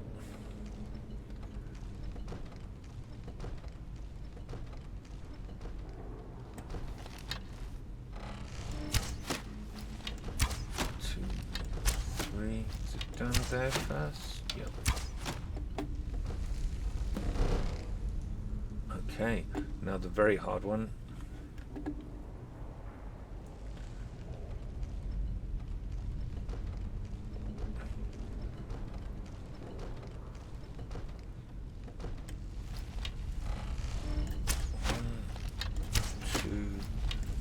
Oh, I've forgotten.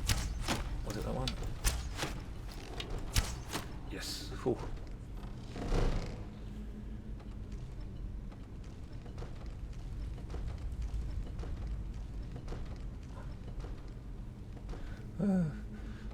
Right, one. It was there, then it was there. Was it there?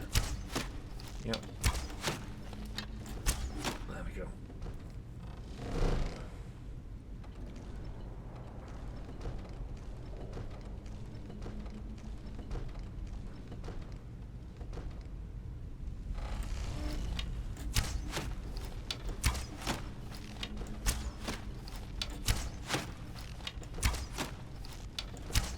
Whew. I think I got it. Yeah. That's good. I do find that one hard. Okay, got all the lights lit there. And number 3. First to 0. Bring the score down to 0 before the timer runs out. Green targets reduce the score, reds increase it. Okay. This one is about accuracy and speed. The smaller target gives you 10 points off. The larger target takes 5 points off. And you'll notice I'm trying to shoot both the targets because there is just about enough time sometimes to get both. So if you're finding you need those extra points quicker, then it can make a difference. But it's not necessary. There still is enough time on the meter.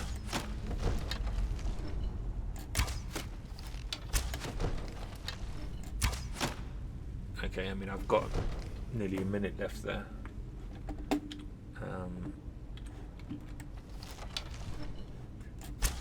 Again, there's more time for Xbox users because of the difficulty in aiming.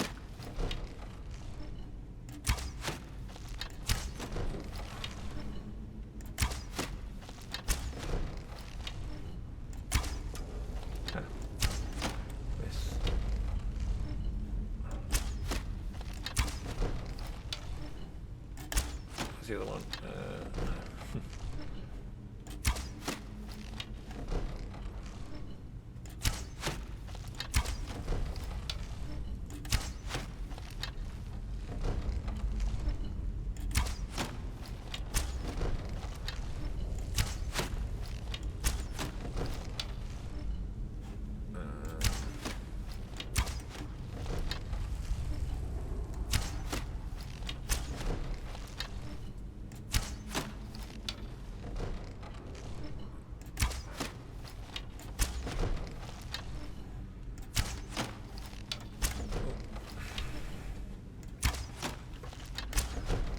Okay, getting close.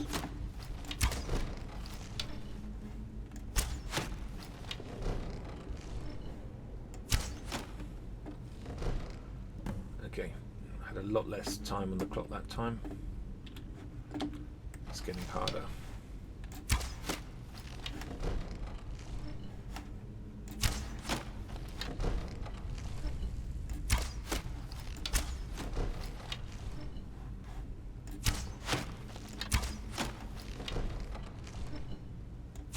Those targets are getting smaller. So you've got to be a little bit more accurate.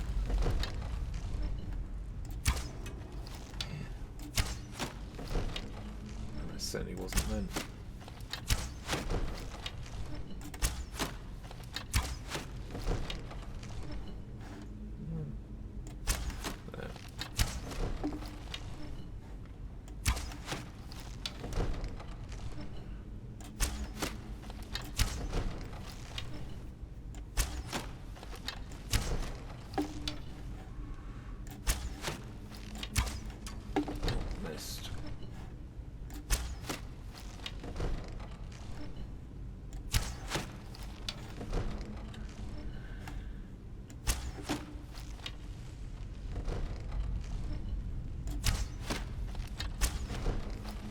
I'm not getting that second hit in at all at the moment.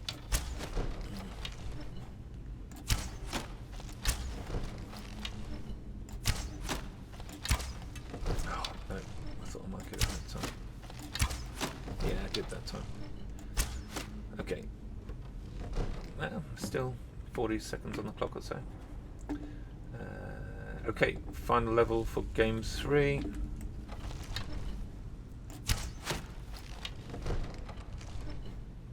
Like I said, I'm going for the full score, so I'm going to complete every game. And although you only need the first 2 difficulties on each game complete to move on, you need all 4 for the big prize. And to get a full score.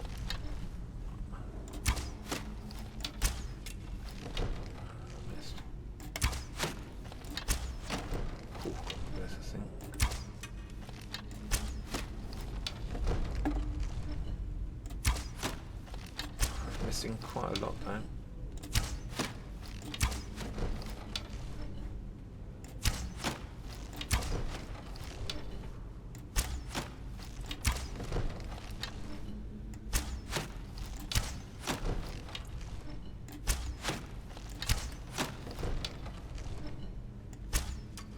Oh, too small.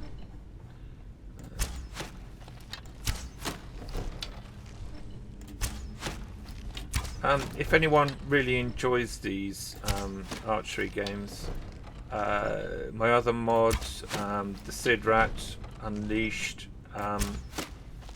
has got another set of archery games which concentrate on accuracy more than speed.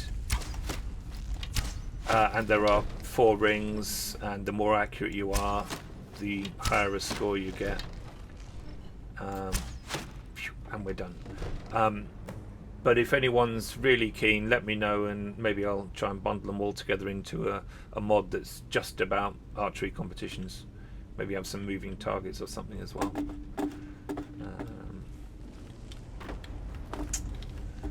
Okay, so that is all the Game 3 ones done. Now this is shoot the rabbit, shoot the moving green target, but don't hit the reds. So if you hit the reds, it's an instant fail. And yeah, this one isn't too easy. It's about timing, a little bit like that last Space Invader, making sure you you finish up before the Space Invaders in land on Earth. There's 2 different routes they can go, from the top left to bottom right, or bottom right to top left.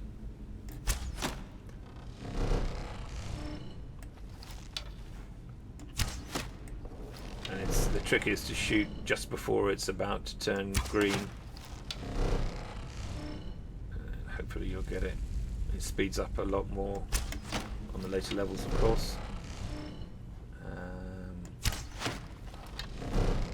Okay, phew, we're done. That's only the first level. It's going to get harder. I've got 58 practice hours left. I hope that's enough. Where's it gone?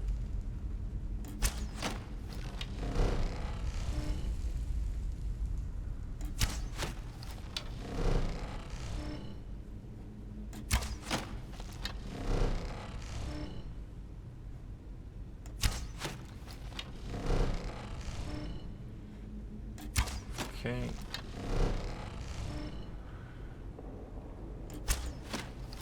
Just one more.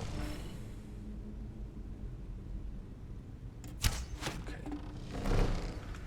Plenty of time left. Now, because we've got to level 3 in each of the games, the way on has now opened. There it goes, very slowly. And we're done. There we go. But as I said, I'm going to finish all of these games, so we've got 2 more games to go. Right, where is it? There it is. I need to be faster than that.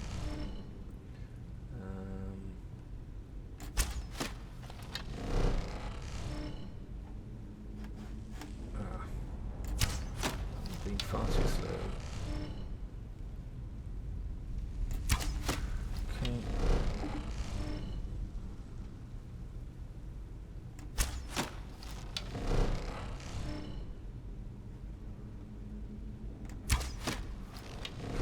Make it.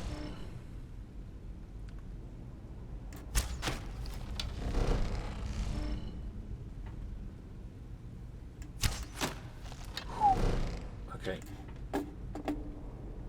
One more. It's going to get hard now. Okay.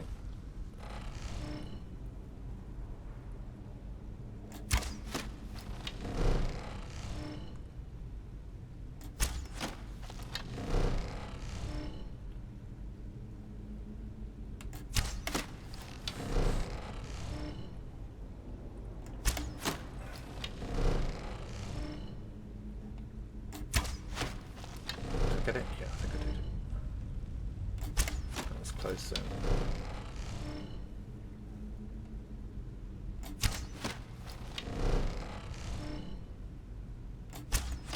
Okay, just one more.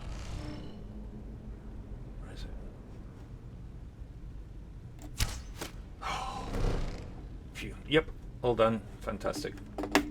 All games complete. Prize awarded. Bonus game activated. Okay, so if we wander down here, we'll see there is an Archery cup. Pick it up, and it gives you a buff.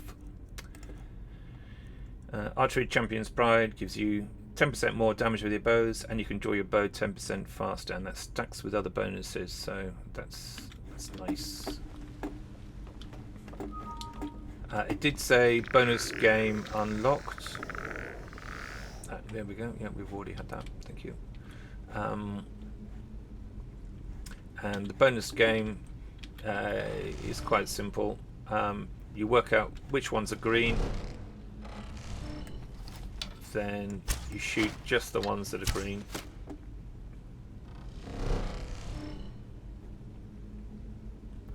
As the timer counts down. If you hit red ones, you lose some points in the score. Otherwise, the small one gives you 10, and the large one gives you 5.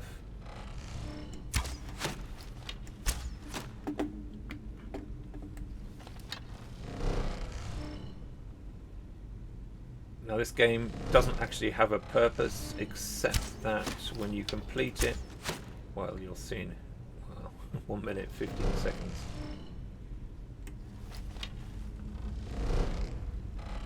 There is no particular score you need to get, you just need to play it through to the end.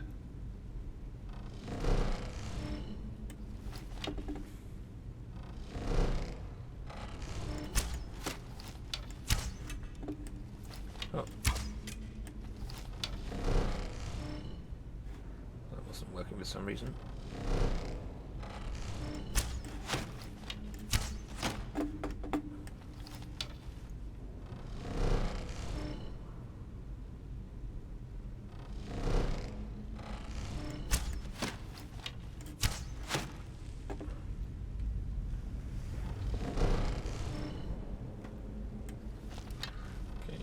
Seconds.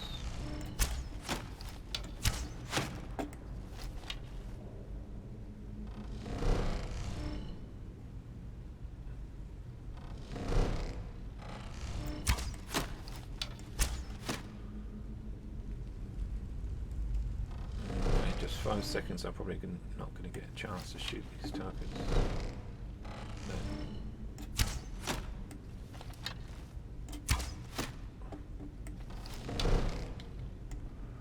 Okay, so the reason why we went through that is we see another numbers come through, which is 308, and that code, that's not the score I got, that is a code which you can then use later on. So I'm now going to go to a little spot which you might not have noticed at first glance, but there is actually a way down here.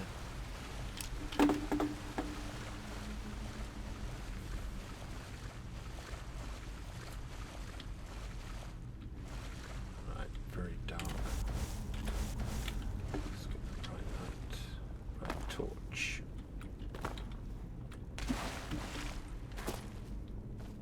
Okay.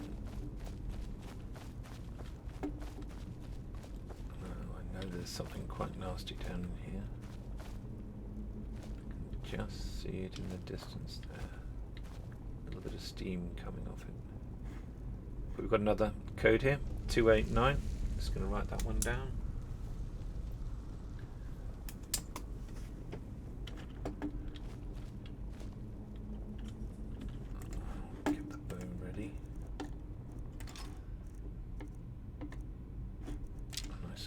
arrow. That should do the trick.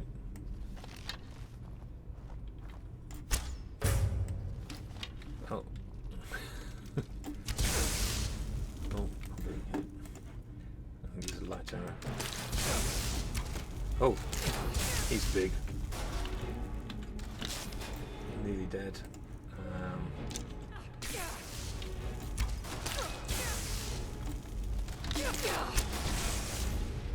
Okay. Fantastic. Oh, lots of soul gems. Another bloody book and a key, which is the key that lets us out of here. He's really just the guard for this area. The code is the treasure there. Okay, so one area we didn't look at before was the way that onwards that had opened up. So let's go through there. Right, it's a very bare little antechamber here. The voice says it would be foolish to go beyond without a compass. So that's quite a hint. And it's called the Maze of Newness, all in capitals. And it's got 5 skulls, so that's very deadly. So walking in here, there are some last words. I've fallen twice now, my legs are broken and blood is flowing out of me. I can find no clue as to what the correct path is in the maze. If there is one, I must already have passed it. So that's a very big hint that the only clue you get is actually in the name of the maze. The Maze of Newness. So what that actually means is it contains the path in its name, and the path is following the letters in newness. So it's north first, it's then east, then it's west for new, then it's north, and then it's east, then it's south, and south again. And if you hadn't gone that route, you'd, well, yes, you'd be suffering as much as that poor chap was. Now, this is probably another friendly pointer, pointing to the last code, which is 831. Okay. And we've got another item, enchanting boots. So that's 3 items we've got there, which are crafting boots. Right, now where are we? Oh yes, we're back in that very dark central cavern. And we've got the numerals again. So we've got 3 codes we haven't yet put in, I think. So I'm going to go ahead and put them in. 308, code 4 is found. And that's the way on opened. So we can go on from here, but we won't get a full score unless we use all of those codes. So that's 289, another one, yep. And 831. And there we go, that's the last one. All codes found, a hidden door has unlocked. And if you scrabble around a little bit, you'll eventually find that that hidden door is behind this waterfall. Right, and here we are. This is the combiner chamber. It's an old Dwarven machine which can bring together several items to combine the powers of them. We've got another bloody book there, and we have notes on the combiner. This highly delicate machine must be treated with the utmost of care. The 3 chests can combine into one. Place the enchanted items to combine equally amongst the smaller chest and count out a bloody book for each part. Then simply pull the lever. Items must be of a similar nature to combine successfully. Okay, so what we need to do there then is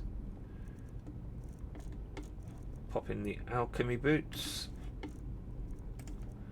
And then count out a bloody book, it said. Well, there's actually 2 parts to boots, so you actually must put 2 bloody books in for each part that you combine, each source chamber. So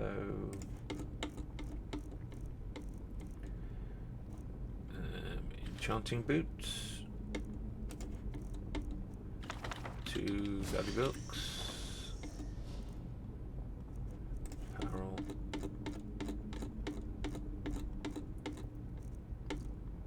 smithing boots, books. There we go, and we've got a spare bloody book there. The route we've taken has got us every single bloody book. You may have missed one, that's why there's an extra one there. Activate the lever. Items successfully combined. Let's have a look. Crafting hobnail boots helps maintain the perfect stance for crafting. So these, if we were to put them on, we'd see the effect. They fortify alchemy 10%, they fortify enchanting 10%, and they fortify smithing 10%, which are really good additions. You'll probably know that each of them feed into each other, so from that you can get some pretty decent weapons or armor, or even just potions. So, great. Okay, on we go then.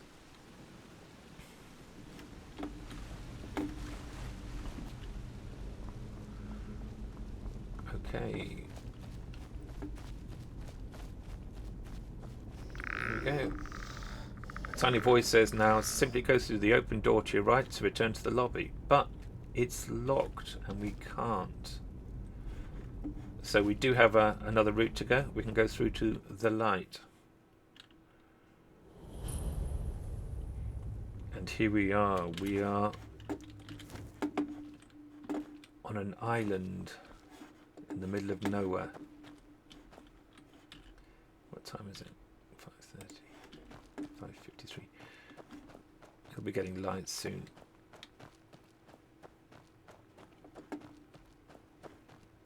So first thing to explore is a little tiny village. Well, it's just a settlement really. And at this time of day, if there were any occupants, they'd probably be asleep. Oh no, they're not. Oh, they're up early and they're fishing. Here is a Khajiit. Hopefully he'll have something to say to us. Yes. No, he hasn't. Take a look. He does have items for sale, but nothing to say to us. I'm wondering if he only talks at certain times of day. But he can have some little hints and tips as to what, where you should be going. If we look around here, we've got chopping blocks, anvil, a chest you can keep your items in.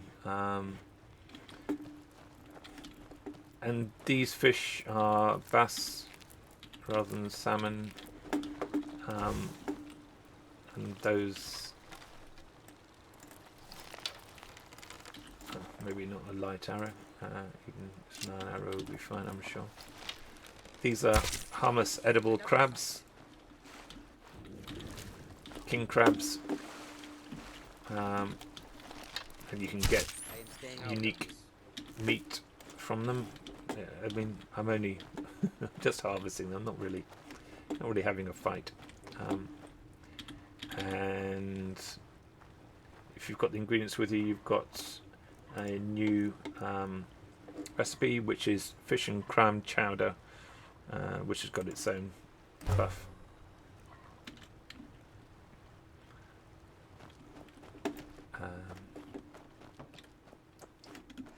But yeah, you would like to talk to us yet? Nope, nope. Still doesn't want to talk to us. Okay, so we're going to explore the island a little bit further. Hoping to find a key to unlock the lobby and return home.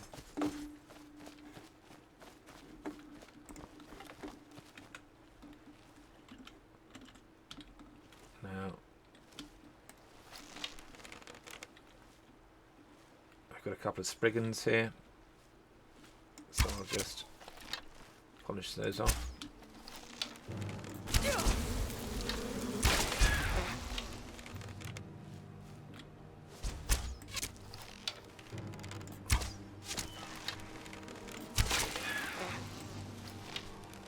One last one over there.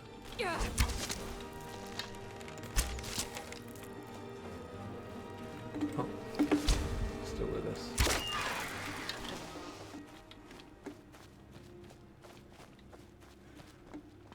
Okay.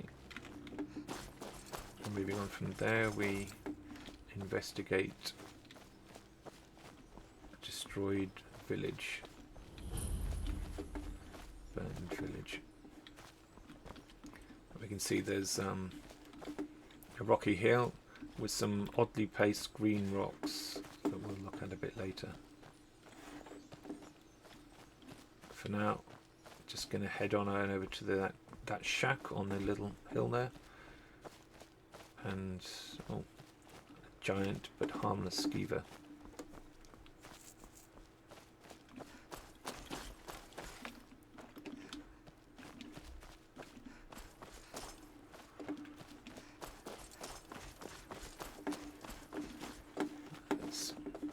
Beautiful, quite remote. Old shack.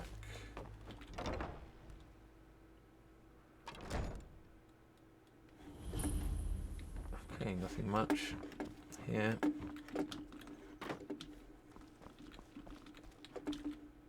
Until we get down to the basement. There's a bit of light here. Alvard's skeleton. And that's another one of the artifacts from Alvard. Get a dark score point from that. Alvard's notes. In it explains that he's the designer of most of the puzzles and traps from historic Skyrim. And he's come to this small island far off the coast of elsewhere. And he's made a Dwemer discovery.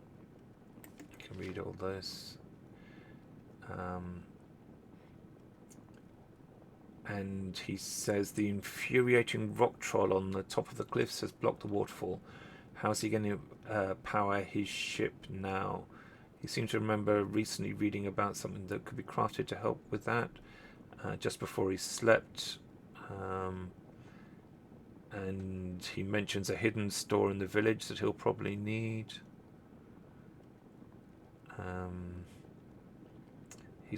The rock troll is forever causing mischief with the green rocks, and he believes he made a miscalculation, and some of his subjects have experimental subjects rather have come loose. Okay, yeah, so it looks like he didn't survive that attack. Well, let's take that book. Secret explosive recipes. That's probably what he was reading the night before. So explosives would seem to be the way to go. Okay, some recipes for bright light arrows and the explosive arrows.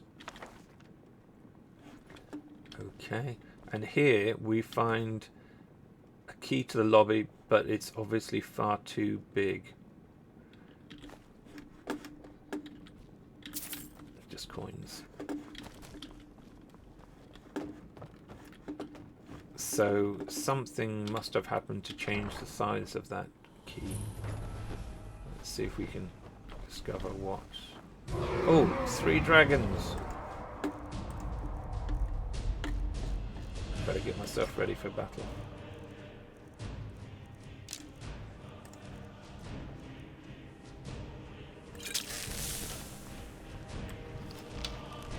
Far up in the sky. Oh, or are they dwarf ones and actually very close? I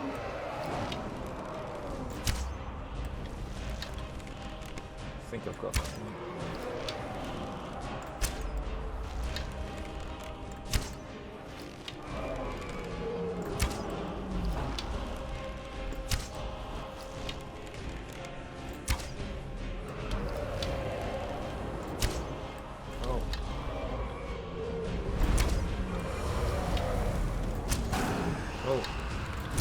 Very close.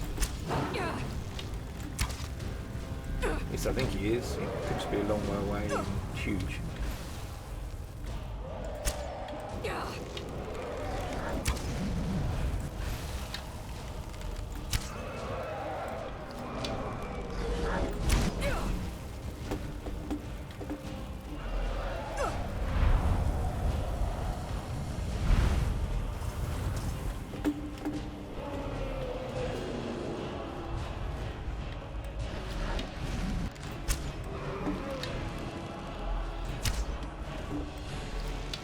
It's very hard to hit because they're so small.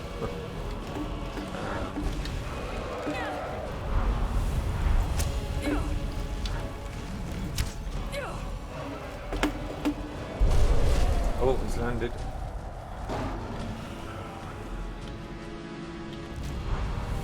Just got a chicken breast on him. Well, I suppose they're related, aren't they? I wouldn't mention that to Pathfinders.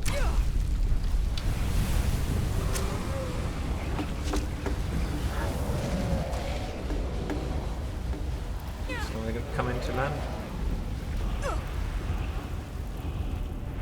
Yeah.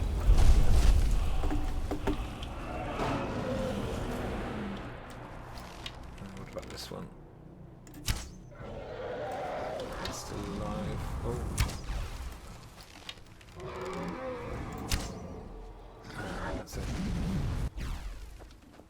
So I think he might try to come into land and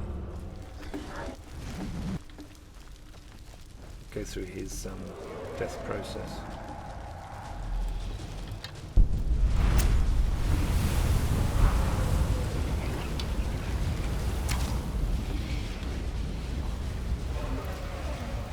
Oh, yep, there he goes. They seem to love that spot to die. There's a big pile of dragons there. And all the chicken breast I could want. Okay, fantastic. No more dwarf dragons.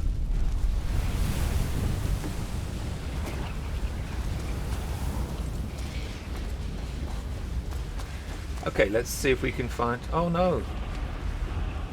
Oh. The friendly skeever seems to have been killed. Oh. They even named him. It must have been a pet.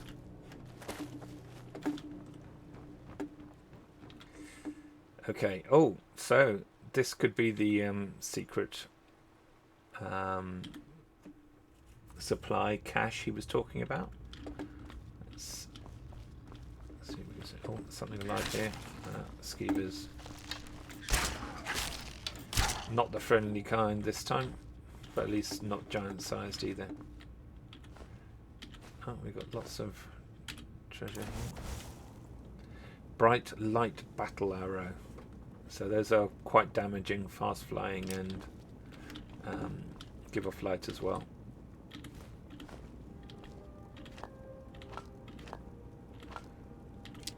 Lots of useful stuff for making explosive arrows. Just ordinary stuff beyond that.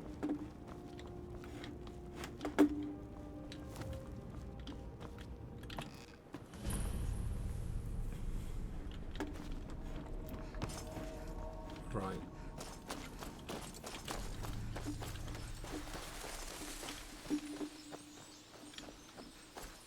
Flock of birds.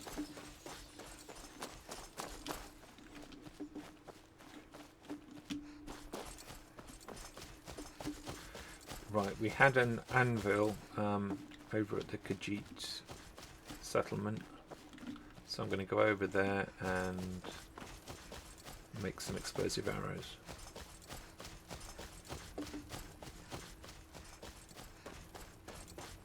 I'm also going to see if that Khajiit wants to talk to us yet. Where is he? There he is. What you up to? Hmm? No, doesn't want to talk to us. Take a look. We'll trade though. Until next time. Okay. So let's go to miscellaneous. Explosive arrows. There we go. I'll make a few of those. Probably far more than I need.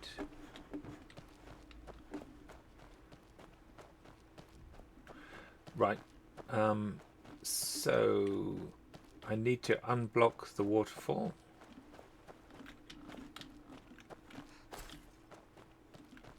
As Alvard indicated, I can use explosive arrows to do that. I'm going to work my way up to the top. There's quite a few ways you can climb these rocks to get up to the top. Oh, I think maybe I can't do it there. But there is a route. There we go. Up here, if I remember correctly.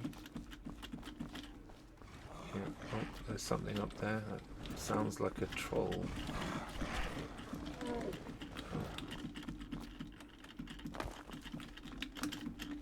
Get me up. Oh.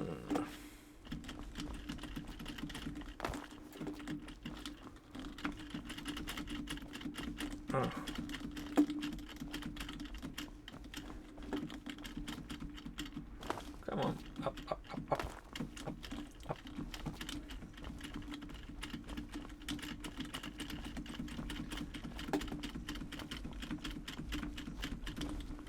Okay. We need it up.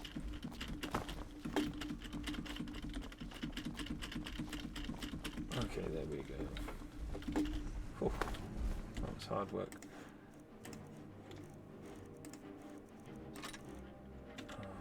Stick to the ebony arrows. Oh, maybe I'll hit him. Ah.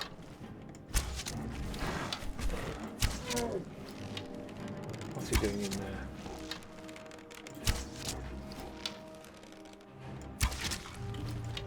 There we go.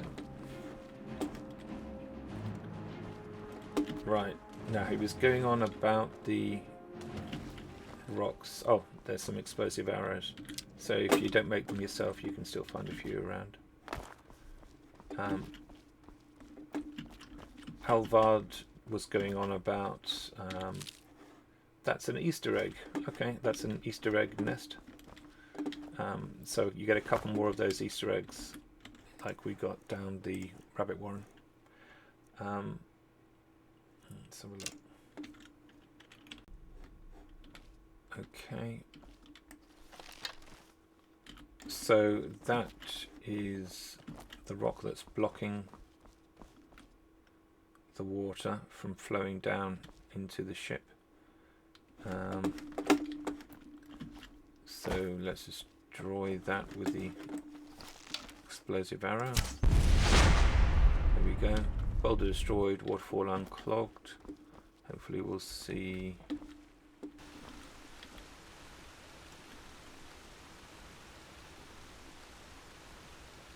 Yep. So the water wheel is now turning, and the water wheel is winding up the clockwork mechanism of the ship. The ship is now fully powered up. So old Alvard Death Dealer must have had a clockwork ship. Now there was one other thing I was going to find. Seagulls. Before we moved on, which is this last remaining blocked up cave. Let's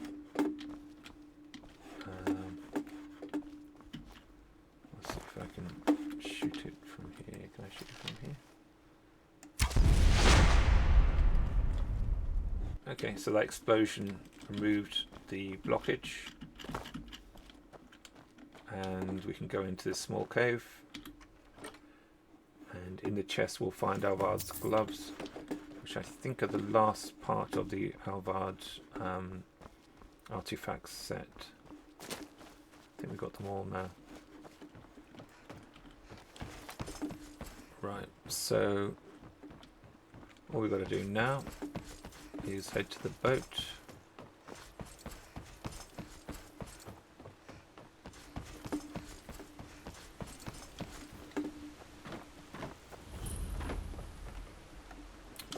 Docks.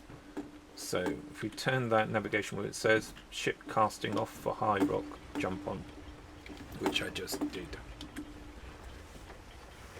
We can hear a Dwarven mechanism working, I think, underneath decks.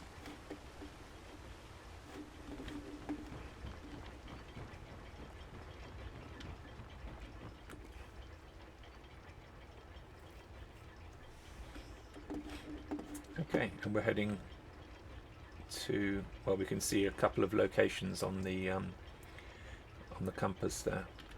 If we look at the map, we'll find we're in a very remote, a very remote little series of islands.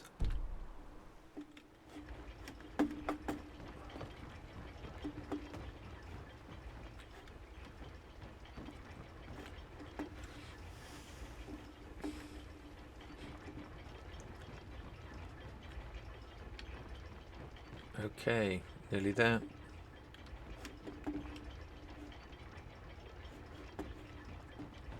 There's a couple of those king crabs over there, if you're particularly interested in getting king crab meat, but I can't be bothered. It'd be difficult to get back on board the boat as well.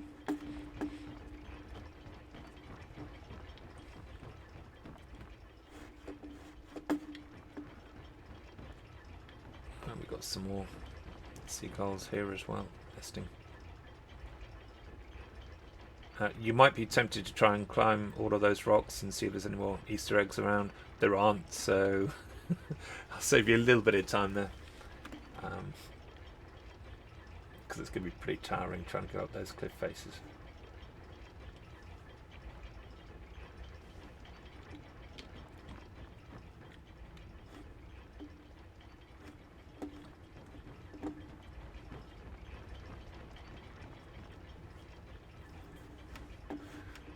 Okay, one long sea journey later.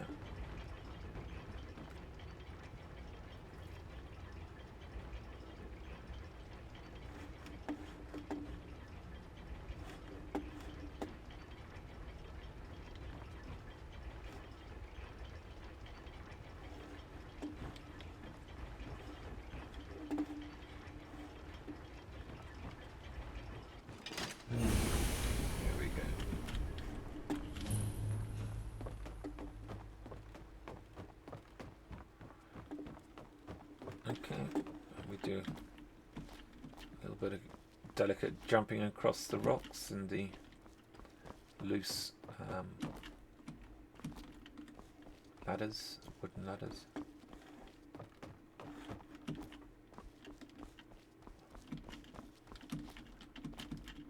And we'll finally come to High Rock Cave.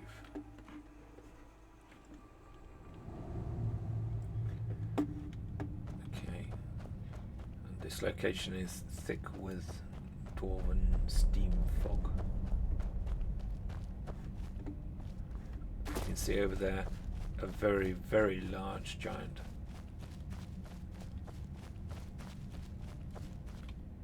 Which might give some indications of some of the things that were going on here.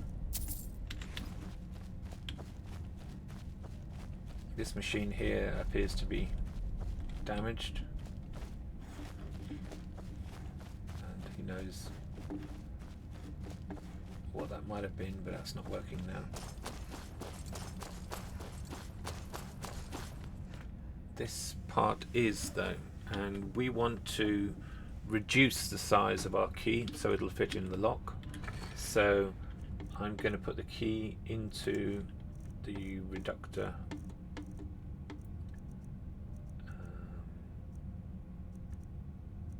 There it is.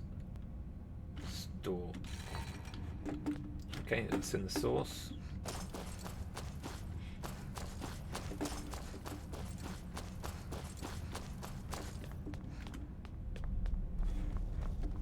Now, what have we got here? It says reductor not powered. So that's the destination. And if we look here, we can see there's a lot of broken pipes, presumably damaged by whatever creatures Alvard infuriated. So if we're going to get the steam to the reductor, then we're going to have to turn off any of the pipes which have steam leaking from them. So if I turn that one off, it actually stops the steam on the lower pipe. So let's see what other ones we could turn that will stop the steam from escaping. If I turn that one on, the steam at the top is gone. But we've still got a few more locations where the steam's coming out, so let's see what we can find. Dwarven machinery. Okay. Yep, that one there. Turn that off. There and there. Okay. Here's another one. Still got some steam somewhere I can hear. Here. Okay, I can't hear any more steam escaping, so I think we've got it. If you were to accidentally turn off any of the valves which don't stop steam from escaping, then you'll be blocking the steam to power the machine, so you'll need to turn that back on again. But I think we've done that. There we go. Item successfully reduced. Dark score point awarded. That's the dark lobby key.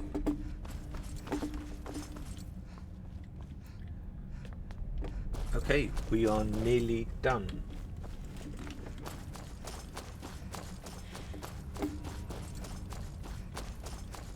Now all we've got to do is get back to the cave on the other island.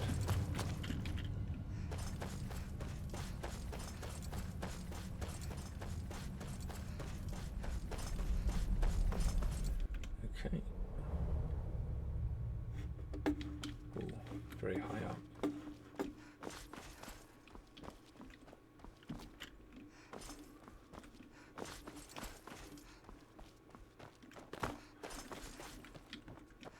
Okay, run. Try not to fall. I am a mountain goat.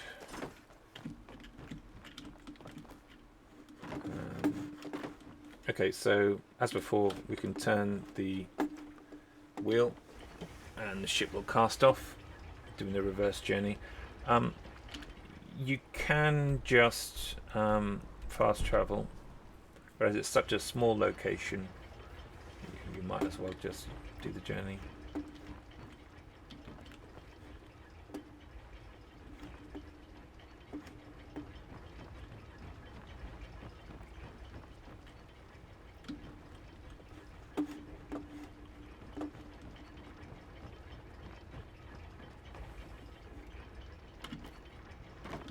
Okay, well, as we're here,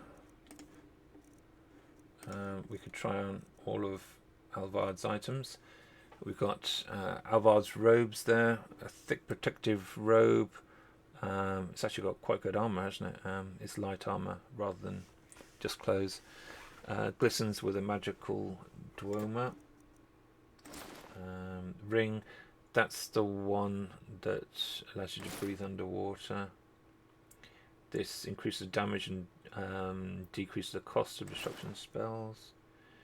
This reduces the casting cost of all spells. And this allows you to move silently and carry more. So when we put them all on, we actually become invisible. That's the set skill there. So I think what that means is we could say choose to make the ring a favorite, and I'm going to put that on say 4. So I think if I were to fire an arrow, then yeah, I become visible again. But if I were to take the ring off then put it back on again, no, that doesn't do anything. I think it might have to be the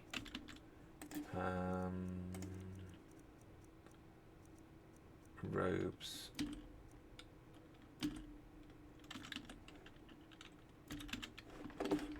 So yes, excuse my brief nakedness. There we go. That would scare someone, wouldn't it? Just who's that? That's just I could have sworn I saw someone. No, it's just me. So if you just attack someone, you could very quickly just go invisible again and run off. Did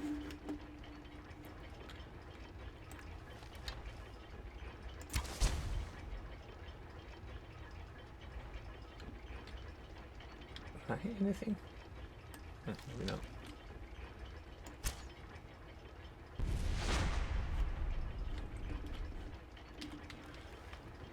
There we go. Very cool.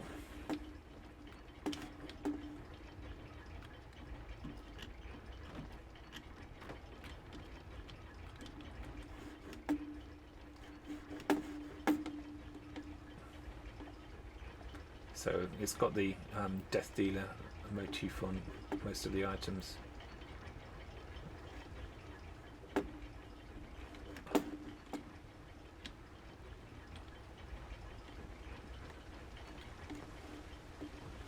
Okay, and we're home.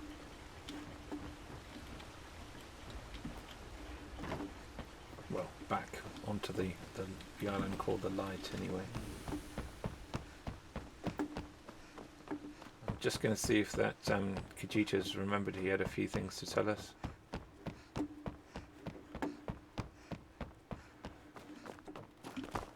I've only ever seen that effect happen when I've been trying to record, and I think there's something about, because I'm doing taking so much from the CPU and memory, just recording, that sometimes it seems to forget a few things.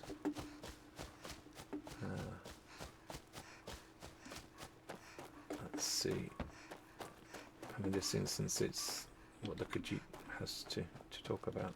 You gonna talk This to me? one needs something? Yes, you are. Where am I? Where are you? You really don't know? Why, we are far off the coast of elsewhere, on a small island known as the Light. Ah, that's where we are. This one has never heard the name. There is no one here but Ystr. Perhaps you could try the buildings on the far side of the island, though this one does not believe they've been inhabited for many years. Yes, we did. We found him But there. beware, Ystr has heard bad sounds What from was there, so left does of not him venture anyway. far. Curiosity will not kill this Khajiit. Okay, cool. Thank you. Right, now we're done. We'll just head straight back to the dark.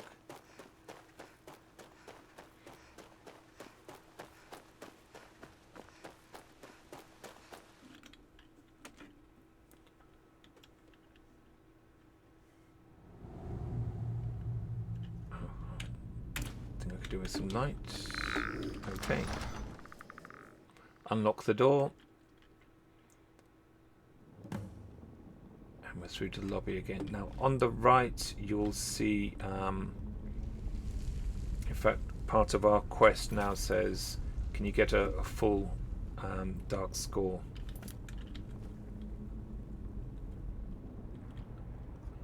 And it says yes. So score is 29 out of 29. That's perfect. And if you go to daffytils/oracle, the code that you're given, which matches your score, will allow you to get extra hints to cover the points you haven't yet got. And it should link through to the part of this walkthrough which describes that score point. Full marks. You deserve a little something extra. Turn around. Yeah, I'm going to get out of the way. I know what this guy's like. Perfect. Okay, so that's an elven silver ingot, which allows you to upgrade your elven shortbow. You actually also need some of that spider poison as an ingredient to upgrade it. But you can never put an enchantment on that bow, as it says there. Okay, what's this saying? Thank you for your visit. Don't forget, all traps and puzzles can be tailored to the purchase requirements and taste. Discounts available when purchasing more than 3 at once. Please place your guide amulet in the basket by the exit and mind your head on the way out. Kind regards, Alvar Death Dealer. So it turns out all this was really a showroom, a showcase for all of the puzzles and traps that he could include in various Jarl's final resting places. And he says, mind your head on the way out, because yeah, we've got one of those. Charming. Did he just mean to kill them after all?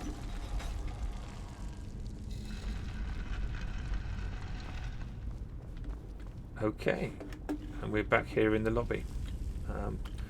Now the quest says you should find a way to seal the entrance of the dark again. So I'm going to go ahead and do that. If you remember, we did find a way to clear rubble and cave things in using the explosive arrows. Oh, hello, Mr. Giant. And the way we do that is just to use an explosive arrow.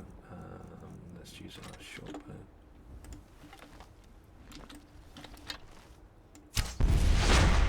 And there we go. The entrance of the dark is now sealed. And the quest is complete. And that dragon is still hanging around outside. Okay.